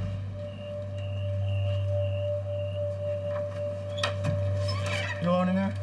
An individual came to the door who we weren't sure matched description or not initially, but we went ahead and detained him there at the door and asked if we could go ahead and consent to search his apartment, at which time he said we could. Seen these guys? You ever seen them before? The resident recognized photographs of the suspects. The individual who we talked to provided us information that he had had a party recently at his apartment and that two individuals matching the description of Presley and Gamble had come with a girl that he knew. The place was empty, but the resident gave agents the girl's address. Time is starting to tick by, and we then have to head over to try to locate this apartment where this girlfriend is apparently living, who's associated with the two subjects. An arrest team quickly assembled outside the target apartment, a third-story residence. Norfolk police helped cordon off the area while agents assessed the building for entry. It's now getting to be about 9 o'clock in the morning. The sun's up now, and we were getting concerned that if the two subjects were sleeping, that they weren't going to be sleeping for very much longer, and we would prefer to go in if they were obviously not awake. The arrest team split into two groups and moved in. We decided to make our main effort use the most people to go up the fire escape, which isn't the most conducive route, but it was the route that we thought offered the most surprise. We also then stationed two special state police agents on the front door, which would have been in the interior hallway, just to make sure that any bad guys didn't run out. The agents did not have the time to obtain a search warrant for the apartment. To get inside and make a legal arrest, they would have to see the suspects or get permission. They spotted a resident through a back window and took a risk. We announced to him who we were and that we were looking for a couple of individuals and asked if he minded if we took a look around. This older gentleman then stepped aside, nodded, "Come on in," and that's when we made our entry.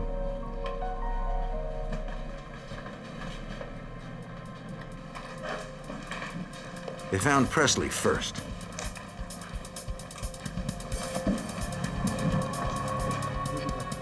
We immediately handcuffed him and detained him. He had no opportunity to warn his friend. In a rear bedroom, the team found Gamble. The agents positively identified Presley and Gamble from photographs and placed them under arrest. U.S. Marshals transported the fugitives back to Shelby County, Alabama. When questioned at the county jail, Samuel Gamble blamed Presley for the murders. When they spoke to Marcus Presley, he had a different story. Each believed they had destroyed the surveillance tape. Presley and Gamble both still thought that there was nobody alive from the robbery who could say exactly what happened. They continued to point the finger at each other, saying, "He's the one that did it," or "It wasn't me, it was someone else," until they saw the videotape. Once they saw the videotape, they realized that no longer could they lie about it, that we had them actually doing the executions. And the whole tenor of the conversation changed then. Eventually, Marcus Presley, after pointing the finger several other places, Presley confessed and said that he did do the killing. How about this? Presley also confessed to another crime. He had been the shooter in the gas station murder in Birmingham. He said he thought the cashier was going for a gun, so he shot him. In 1997, the three suspects had separate trials. For his role, Stephen McKenzie received 50 years. An Alabama jury convicted Samuel Gamble of capital murder and sentenced him to death for being part of the pawnshop slayings. Marcus Presley received the death penalty for killing the gas station cashier. Another jury sentenced him to death a second time for killing the pawnshop employees.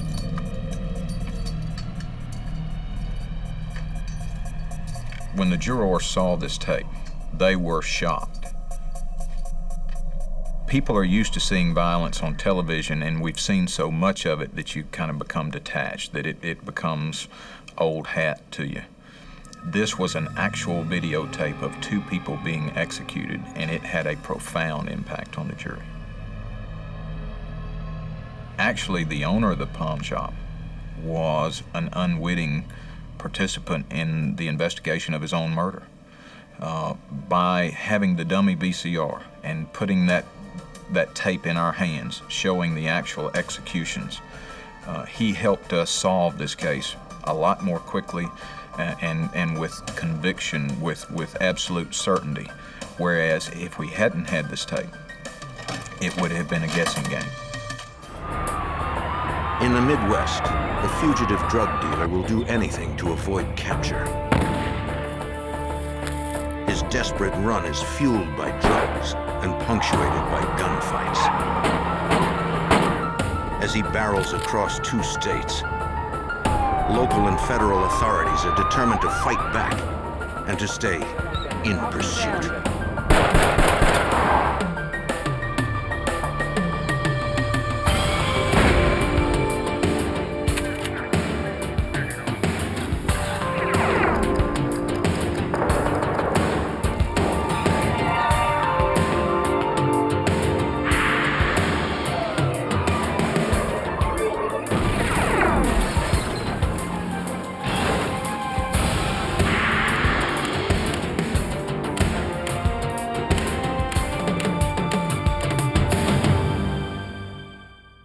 When law enforcement officers become targets, no one is safe.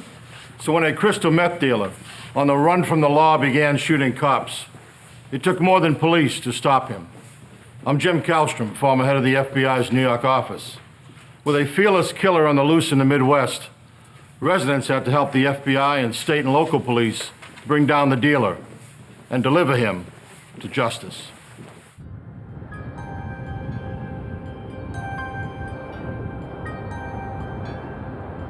On February 2nd, 2000, on the quiet back roads of Lincoln County, Nebraska,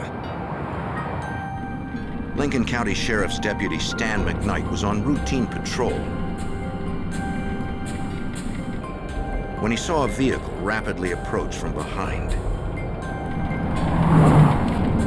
A maroon pickup truck sped past. McKnight spotted Texas plates on the pickup, but he could not make out the numbers. The deputy began cautious pursuit. Recent weather conditions had created black ice on the roads.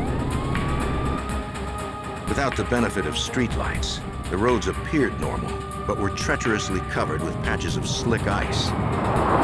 Subject is now turning off on the side Deputy road. McKnight radioed for assistance. Please alert all available units. Several Nebraska State Patrol troopers mobilized to try to intercept the pickup. Whoever was in the truck seemed to have no regard for his own safety. Since the roads were free of other traffic and no one else was in danger, McKnight decided high-speed pursuit was not worth the risk. It appeared as though he knew the area that he was in, and due to the fact that he would take more chances and drive faster than I would, he was able to disappear. Eventually, the truck vanished into the night. I had called in for assistance from the department, and all the deputies and state troopers are working, and we combed the whole area and looking for that vehicle, and it was to no avail. Nebraska police issued a be on the lookout bulletin for the maroon pickup with Texas plates. But that night, no one spotted the vehicle or its driver. A week later, and 40 miles away in North Platte, Nebraska, deputies responded to a call from a farmer. He hadn't used his barn in years. So the farmer was surprised to discover someone had been working there recently, leaving a strange workplace behind. The deputies found chemicals and other items available in farm supply stores. They'd often seen this combination of materials in the area before. They were the ingredients needed to make methamphetamine, an illegal drug. A powerful stimulant, meth is also known as crank or speed. It's easy to make with materials commonly found on farms. In recent years, the Midwestern countryside has seen an epidemic of methamphetamine production, according to Lincoln County, Nebraska Sheriff's Corporal Casey Nelms. Methamphetamine labs are a problem because it's such a rural area, a lot of abandoned farmhouses, farmsteads where people don't live anymore, gives opportunity for these people to go in and manufacture this drug pretty much undetected. The drug is addictive and extremely dangerous. Users feel a temporary high, then intense paranoia and a craving for more. Most users become aggressive and desperate. When meth labs pop up in an area, violent crime follows. During their search of the meth lab in the North Platte barn, deputies found several pieces of mail. They were addressed to Charles Moses Jr. of Nocona, Texas. Deputies contacted Texas authorities asking for information on Moses. They received photos of Moses and learned there were warrants for his arrest for the theft of several firearms. Nebraska investigators also learned Moses drove a maroon pickup truck with Texas plates. The make and model of the truck matched the description of the one that had evaded Deputy McKnight only a week earlier. If Charles Moses was manufacturing methamphetamine, there was a good chance he was using it too. That might explain why Moses drove so recklessly on the night of the chase. The people that use this become very paranoid. They have no pain threshold. Sometimes they're up for days, and they're just a real problem. They're hard to handle. During their rounds in the tightly knit communities in the area, police showed the photo of Moses and asked if anyone had noticed an outsider fitting his description. Some residents reported seeing him in the past. We were pretty sure that he was in the area. But no one had seen him in several days, and Moses had no local address. At 11 p.m. on February 12, 2000, a week after the meth lab was discovered, Lincoln County Corporal Casey Nelms was about to start his shift. As was his routine, he picked up a cup of coffee before hitting the road. But that night would prove to be anything but routine. Through the window, Nelms spotted a vehicle that matched the description of Charles Moses's pickup truck. Have a good night. You too. But he needed to get a look at the driver. When he got out of the pickup, he resembled the individual that we were looking for.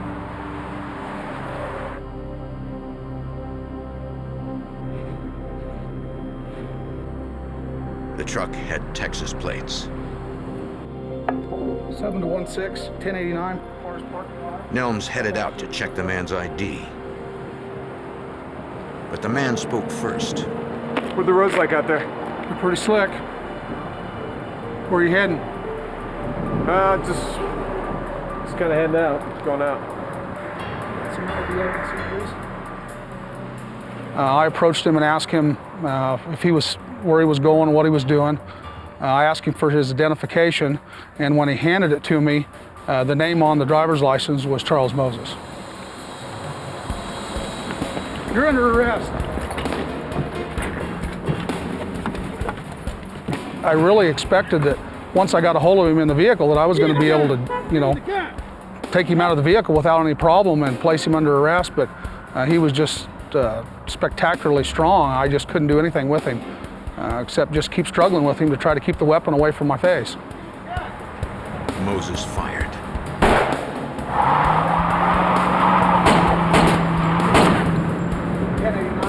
Cars parking lot, shots fired. I was pretty sure two of my rounds hit. The second round I saw it hit the back of the cab, and the third round it also hit the back of the cab. Nelms tried to follow Moses, but the fugitive drove with the recklessness of a man on methamphetamine and disappeared.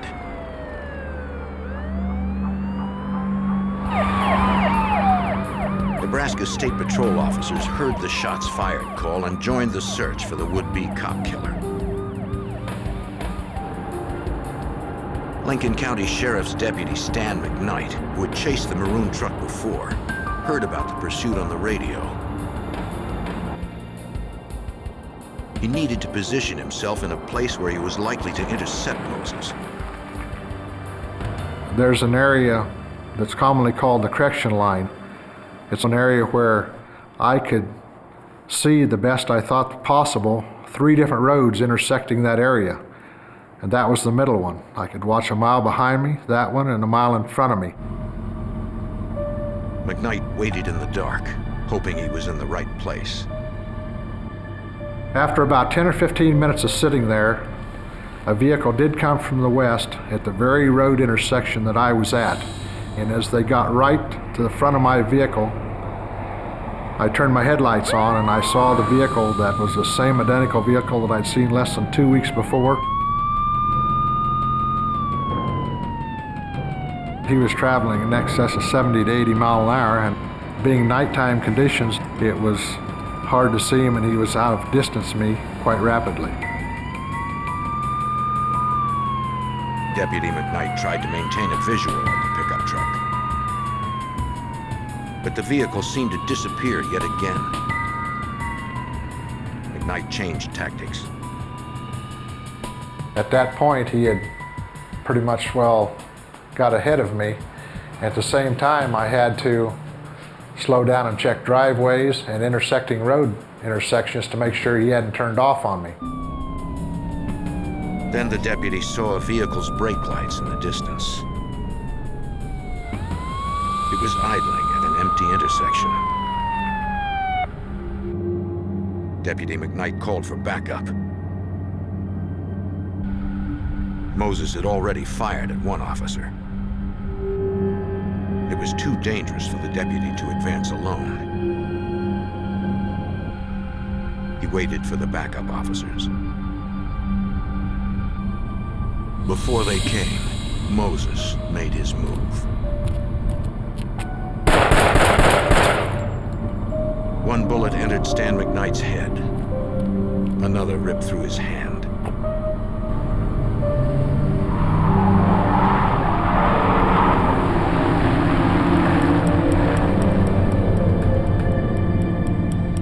Upon figuring out that I'd been hit by a bullet, I was going to try to call to the rest of the officers around to let them know what was going on.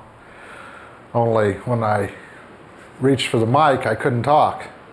My mouth was all full of blood and I was starting to choke. So I felt around and I found some napkins in the seat and I got them shoved up in my mouth to make the blood go out, and I got it spit out, and then I could talk and let them know that I'd been hit and that the subject had went on to the left and was going to be chasing him. Despite his injuries, Deputy McKnight was not going to give up his pursuit. The wind was coming through the holes in the windshield, blowing glass all over. My left eye was completely shut from blood. My right eye I was just blinking, but I could still see enough with my headlights to keep going down the road. Based on the coordinates McKnight radioed, several teams of Nebraska State Patrol troopers headed towards stakeout positions in the area. They drove with their headlights and flashers off so they wouldn't alert Moses. Troopers in 2 cars positioned themselves on a dark county road and waited.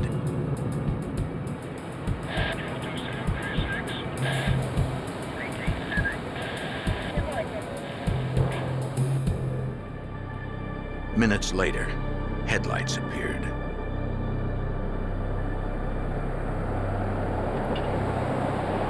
It was Moses.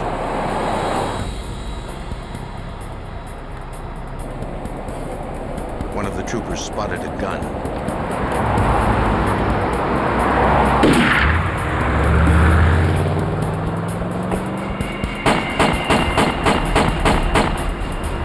After firing a full clip at Moses, the trooper realized a bullet had torn through his bulletproof vest. He was losing blood fast. The chest wound appeared to be life-threatening. They called for an ambulance from a hospital dozens of miles away.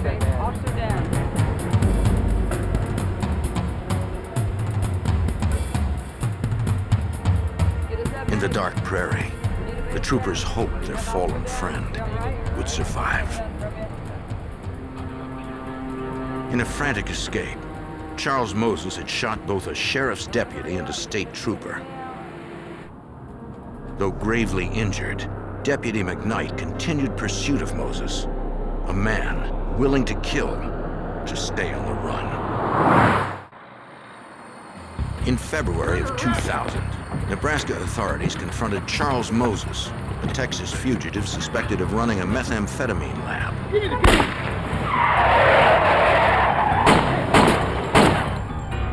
Escaping, he led police on a high-speed chase, shooting one deputy in the head and a state trooper in the chest before vanishing into the night. Paramedics stabilized the wounded trooper. then transported him to the nearest emergency room. Helping to process the crime scene was Nebraska State Patrol Sergeant Lynn Williams. We secured the area, and then our major concern was obviously the gathering of evidence. So we collected the trooper's service pistol, his duty and gun belt, spent shell casings that were still at the scene. We took 35mm photographs, videotaped the scene. Moses had fired several bullets. One struck the cruiser's reflective seal, perhaps the only thing visible on the dark prairie. The bullet had passed through the door of the trooper's patrol car, had struck the trooper in the abdomen, piercing his bulletproof vest, as well as traveling through his body. To get through that much protection, the gun Moses used against police had to be a powerful one. It was obvious that this was a high-powered rifle. We were looking for some sort of an assault rifle, something large bore, high-powered. The state police brought the spent rifle slugs to their ballistics lab for analysis. Technicians there examined the size, weight, and metal composition of the slugs. They determined they were high-velocity rounds, most likely fired from a 7.62 SKS military assault rifle. Deadly weaponry designed for trained military personnel, something else entirely in the hands of a criminal. After the multiple cop shooting, the FBI joined the effort to capture Moses. Special Agent Ron Raywald took the call at the normally quiet North Platte, Nebraska FBI resident agency. Our caseload primarily is in the area of white-collar crime, and it's not very common that we get called in to assist in investigations of violent criminal activity. Agent Raywald gathered information to obtain an unlawful flight to avoid prosecution warrant against Moses. In this particular case, we anticipated that Moses would leave the state of Nebraska after he fled his arrest, and that the FBI could assist in locating him. Hoping to catch Moses before he left Nebraska, authorities set up a command center at a state police barracks.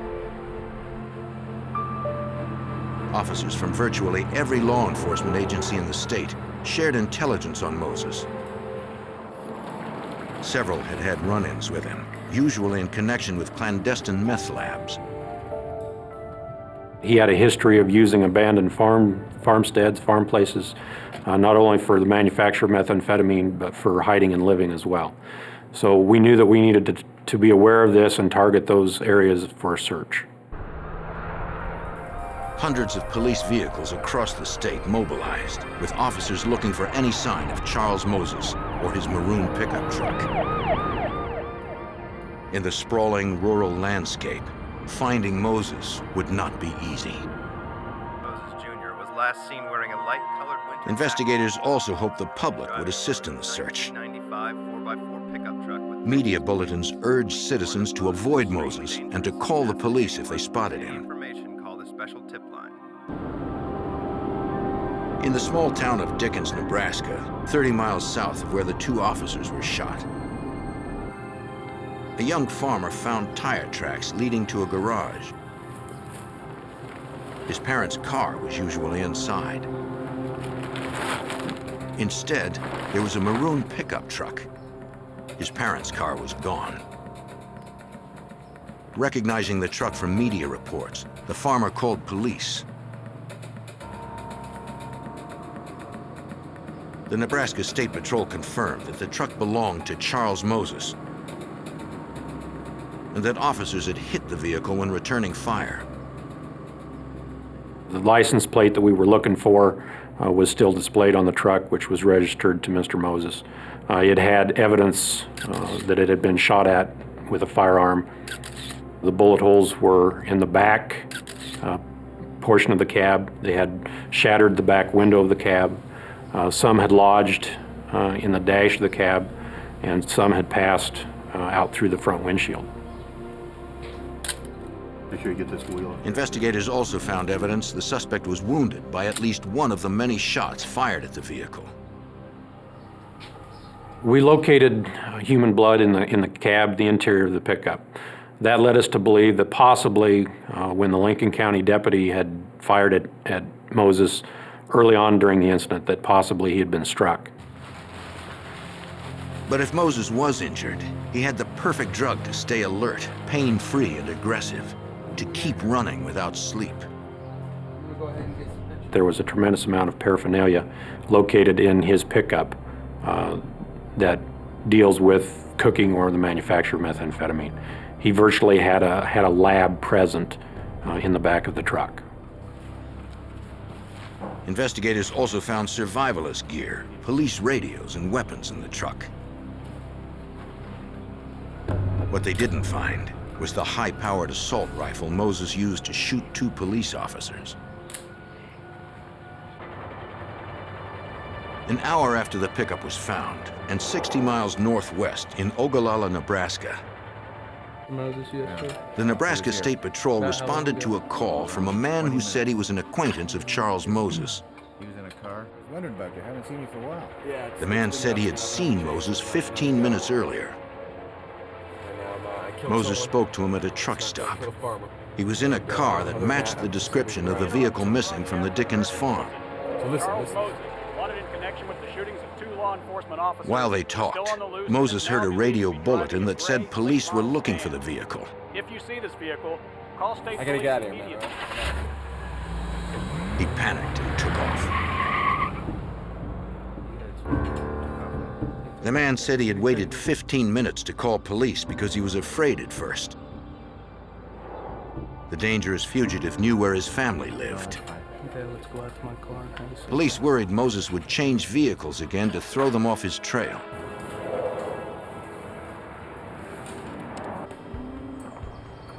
Two hours after the last sighting, and 20 miles south of the truck stop in Paxton, Nebraska, a farmer noticed fresh tire tracks outside a house on his family's farmstead, a house that was closed up and unused. He called his family to ask if anyone had been to the house. They hadn't, but they told him about the bulletins, warning of a dangerous fugitive in the area. They said he should leave the place immediately. A relative on the line heard the farmer talking to someone.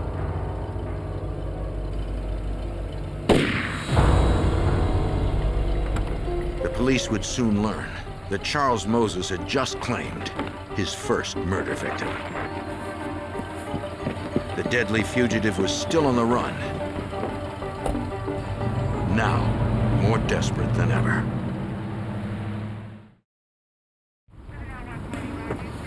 On February 14th, 2000, 36 hours after fugitive Charles Moses seriously wounded 2 Nebraska law enforcement officers, a murder investigation began in Paxton, Nebraska. The victim was a local farmer, killed while talking to a relative on his cell phone. The investigative team had to piece together the murder from crime scene clues. The circumstances indicated Charles Moses was involved, to Nebraska State Police Sergeant Lynn Williams. We had learned that the victim had drove in the abandoned farmstead to check on tire tracks that he observed. We believed that he surprised Moses, and Moses reacted with that surprise and shot the victim, killing him. Moses then drugged the victim from the victim's pickup, placed him on the ground, and Moses then got back in the victim's pickup and left the scene. Troopers found tracks consistent with those on the model of truck the farmer drove, as well as broken glass from the truck on one side of the driveway. The position of the glass suggested the vehicle's driver's side window had been blown out. FBI Special Agent Ron Raywalt knew the glass was an important clue. I anticipated that Moses would try and use a defense of self-defense, stating that he was returning fire from someone shooting at him. I knew that I could determine how many shots were fired and the direction that the shots originated from. When a high-speed projectile hits a piece of glass and the glass breaks, physical characteristics are left in the glass. This answers questions for the crime scene investigator. It tells them which bullet hit first and the direction of travel of the bullet. The glass would be examined later in the lab. Behind a barn on the property, investigators found the stolen car that Moses was last seen driving. The car seemed hastily abandoned. In the back seat, troopers found chemicals, knives, and several firearms. It appeared that Moses had switched vehicles after he heard a radio report that police were looking for this car. It was very obvious that Mr. Moses had been attempting to hide or camouflage, conceal the vehicle. He'd had a tarp over it, and Moses was in the process of covering the vehicle with broken and dead branches, tree branches, and that sort of stuff. Investigators found the victim's identification, but they couldn't find the cell phone he was using when he was murdered. They believe Moses had the phone with him in the farmer's blue pickup truck. They issued an APB for the vehicle and contacted cell phone companies to begin tracking the cell phone signal. While powered on, cell phones are constantly in search of the nearest tower to be ready for use. Police can flag a specific phone number and learn which tower is serving it. 2 hours after the farmer's murder was discovered, a cell phone tower in Oshkosh, Nebraska picked up the signal from the missing phone. But before police could respond to the location, the cell phone signal disappeared.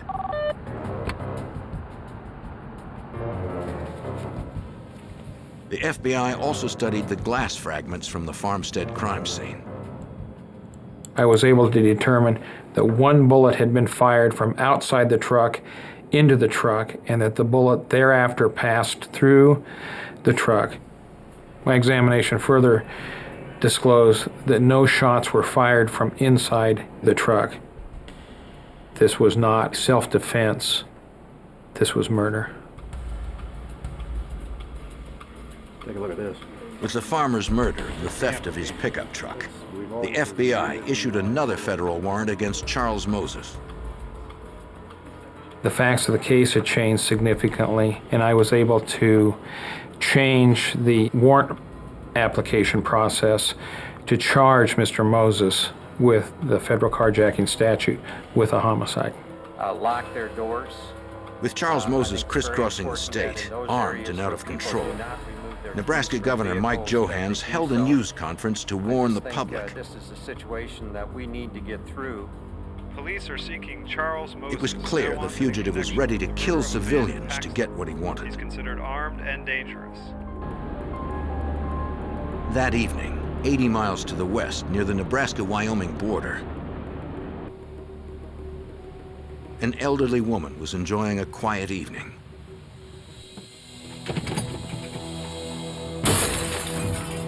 She heard someone breaking in through a door.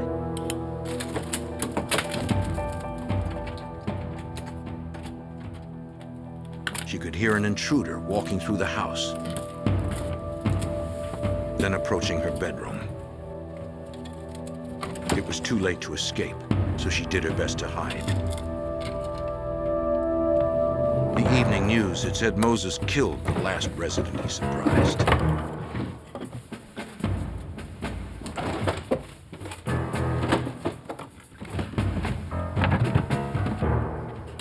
It sounded like he was looking for something, and then left.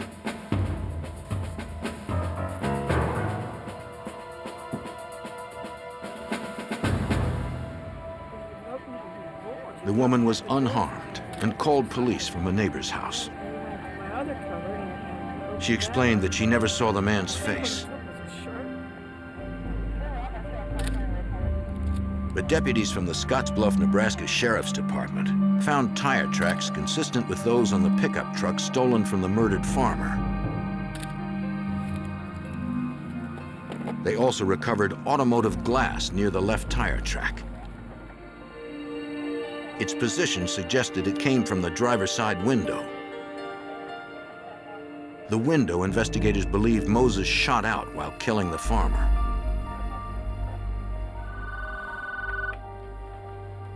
Local officers contacted the FBI about the new development. From the facts of the case and the type of glass left at that crime scene, it was obvious that Moses had been involved in that burglary and that he was traveling in a westerly direction. Moses, and we got his physical description. With Charles Moses believed to be near Nebraska's western border, the FBI notified Wyoming law agencies that a killer might be headed their way. The small town of Lusk, Wyoming, is 20 miles from the Nebraska border.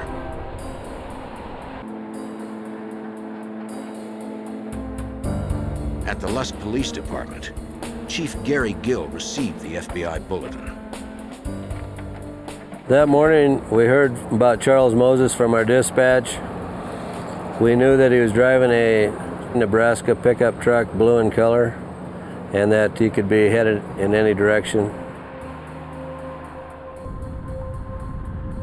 The Wyoming media warned the public about the fugitive. Around 1 p.m. that afternoon, the media alerts paid off.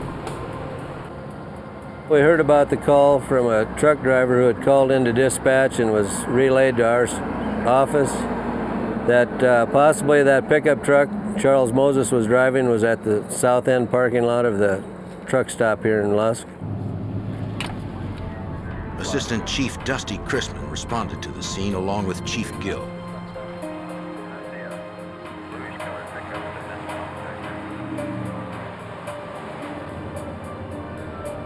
Several vehicles in the parking lot fit the description.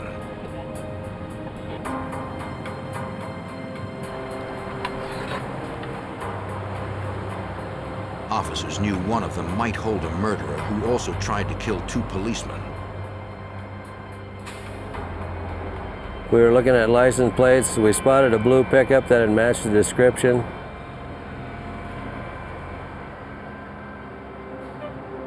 The plates matched. It was the truck. We decided to try to block him in if we could. The officers approached from opposite directions.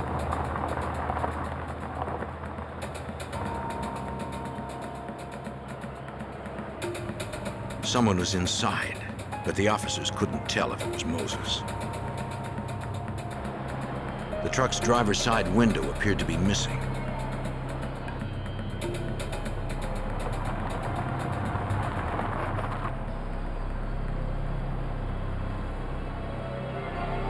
If it was Moses, he might have finally come down off a long and haggard methamphetamine binge.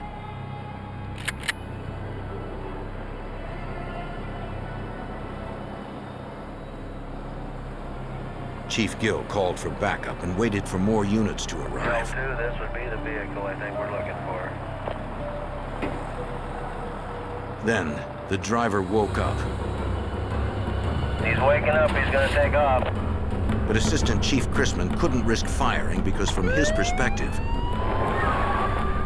he did not get a good enough look to be absolutely sure it was Moses. It meant another chase. Our biggest fears during the chase is when Moses turned onto Main Street and headed north. We knew he was going to be traveling through our business district at more than likely a high rate of speed. And also the fear of maybe losing him once he got through the city limits and headed north on Highway 85. Weeks after Charles Moses' violent spree began, law enforcement once again had him in their sights. After eluding Nebraska authorities and the FBI, suspected murderer Charles Moses had crossed into Lusk, Wyoming. Lusk police were in pursuit. But Moses had a lead on him and never hesitated for a moment. Mr. Moses finally got away from us off Highway 85 onto our ranch road. The road was very rutted up. Our small vehicles with two-wheel drive could not keep up with him in four-wheel drive in the pickup he had. He went down to a ranch place and across a old dam and up into the pastures through fences and things where we couldn't chase him. Authorities lost him again. So Lusk police teamed with the Niobrara County Sheriff's Department. Sheriff Samuel Reed helped devise a 10-mile perimeter to contain Moses.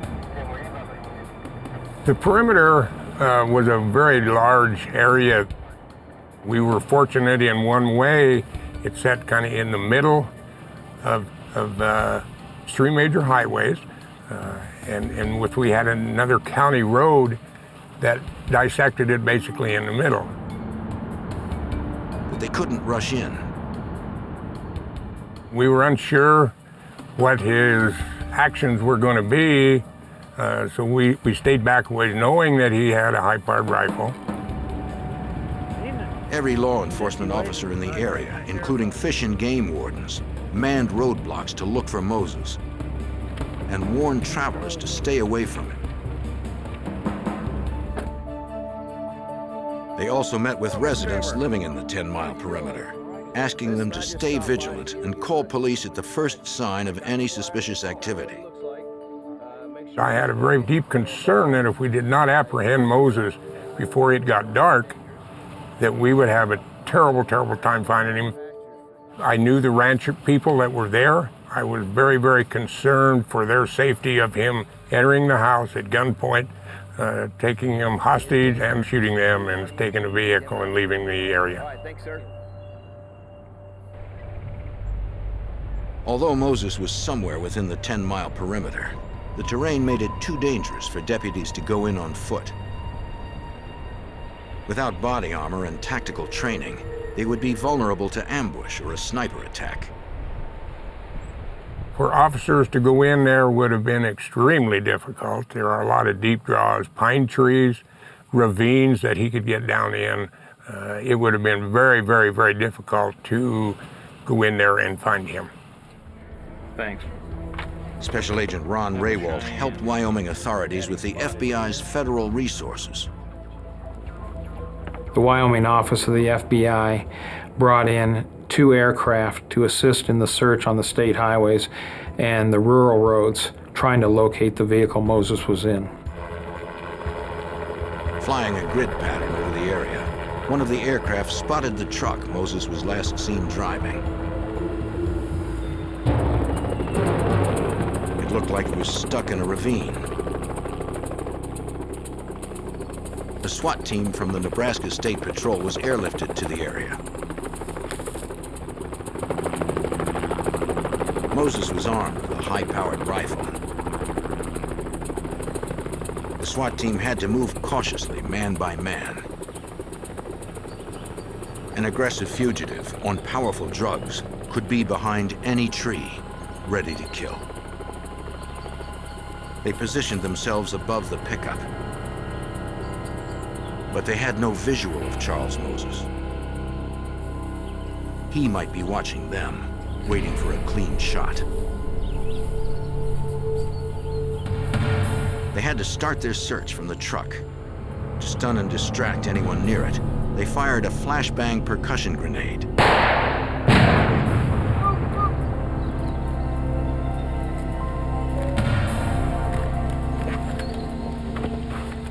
He wasn't there. They found footprints in the mud by the truck and began following them.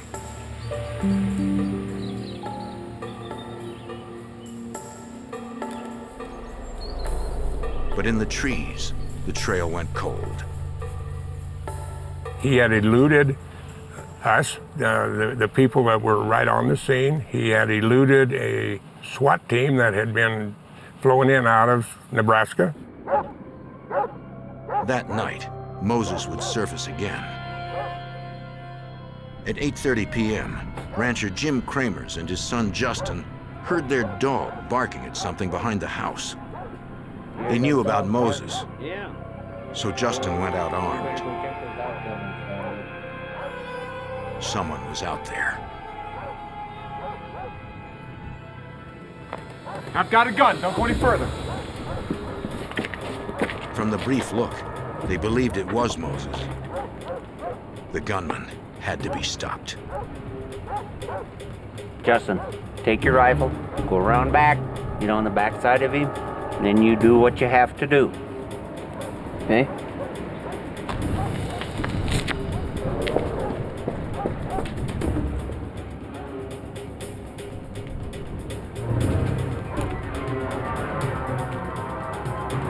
Kramers was unarmed, in a standoff with a desperate fugitive who had never hesitated to use violence. The rancher had a plan and hoped it would work. In eastern Wyoming, a rancher and his son found fugitive Charles Moses on their property. From media reports, rancher Jim Kramers knew Moses was wanted for shooting several police officers and killing a farmer for his truck. Justin, get on the back side. Justin Kramers went to cover Moses from the back. The father risked his life, hoping to end the fugitive's rampage without more violence. I was totally unarmed. Moses had a rifle and a large caliber pistol in his hands. Hoping his son could protect him if his plan failed, Jim Kramers offered Moses a deal. He knew the fugitive had been exposed to the day's cold rain showers. And put it there by that wheel. If Moses put down the guns and came inside, the rancher would give him a hot meal and throw his clothes in the dryer. This was a plan in my head that if I got him in the house, I had nothing to fear from him because we would know that he had no weapons. It was too cold, and if he ran out of the house without any of his clothes with him, why, he was not going to be in good shape. I very seldom invite someone into my house that I don't ask them to eat, so I knew he was hungry, so I said, let's have something to eat. That's the only way we're going. If they got him inside, they would try to call the police without him knowing. By this time, Justin Kramers had Moses in his sights. It looked like Moses was going for it. Then he tensed. All right, I put my rifle down now. Where's the other guy you're with? Right behind you. Jim Kramers hoped Moses would not draw his son into his violence. My greatest concern throughout the ordeal was that my son would not have to shoot someone.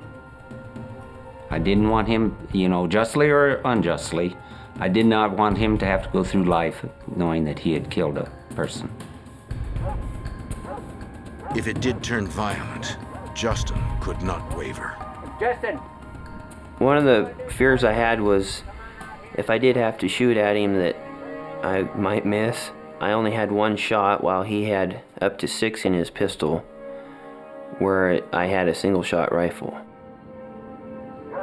After weeks of a methamphetamine-induced rampage, Charles Moses finally slowed down. All right, let's go on into the house. We'll get you food. He left his weapons outside. I never actually lowered my rifle. I brought it down a small ways, but within quick enough time enough that I could have brought it back up to put on him if I needed to. Inside the warm house and out of his wet clothes, Moses concentrated on his first hot meal in days. I was able to go out the front door of the house and was gone for around 5 minutes while I called the sheriff from my brother's house, and then I was able to come back in the same door while he never realized I was gone. What's going on, Jim? A Lusk police officer and a Wyoming game warden were there in minutes.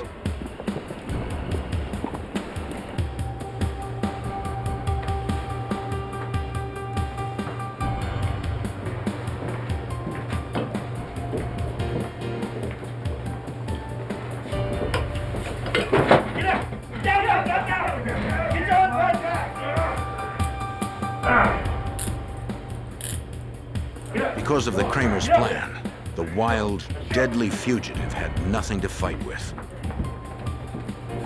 After a staggering chase across hundreds of miles, filled with burglary, carjacking, gunfights, and murder, Charles Moses Jr. was finally in police custody. As they theorized, Moses had been wounded by Nebraska deputies. At a Cheyenne, Wyoming hospital, Moses was treated for a bullet wound to his shoulder, dehydration, and exhaustion. The drugs he had taken, and the police relentlessly on his trail, had run him into the ground. FBI Special Agent Ron Raywalt arranged for Moses to be transported back to Nebraska. The morning after the arrest, when I drove to Cheyenne, Wyoming, I took a lieutenant with the Nebraska State Patrol with me, and I took Deputy Casey Nelms with me, the individual that had attempted to initiate the arrest originally. The purpose of taking these two individuals with me was so that when I returned to Nebraska with Moses, both individuals could effect the respective warrants that they were carrying. The lieutenant from the patrol arrested Moses for the violation of shooting a Nebraska State Patrol trooper, and Casey Nelms arrested Moses for the murder of the farmer as well as the assault by shooting of the two deputies from Lincoln County. Moses initially fought the charges against him. But when confronted with ballistics and other forensic evidence, he plea bargained to avoid the death penalty. Charles Moses Jr. pleaded no contest to second-degree murder and 2 counts of assault on a police officer. He was sentenced to 190 years in prison. The state trooper Moses shot returned to light duty in June of 2000. Moses had also shot Lincoln County Sheriff's Deputy Stan McKnight in the head and hand. He spent nearly 2 months in the hospital. Never willing to give up, McKnight was determined to return to his regular patrol. I had to go back for several different operations, with a total of 9 operations and 23 months of continuing therapy. After the doctors had stated that they had done all that they could for me, I was checked and we went through all the physical dexterity, and I was able to go back to work and maintain and do what I was doing before. Methamphetamine has become the biggest drug problem in the Midwest. Law enforcement there are dedicated to fight it, whatever the cost.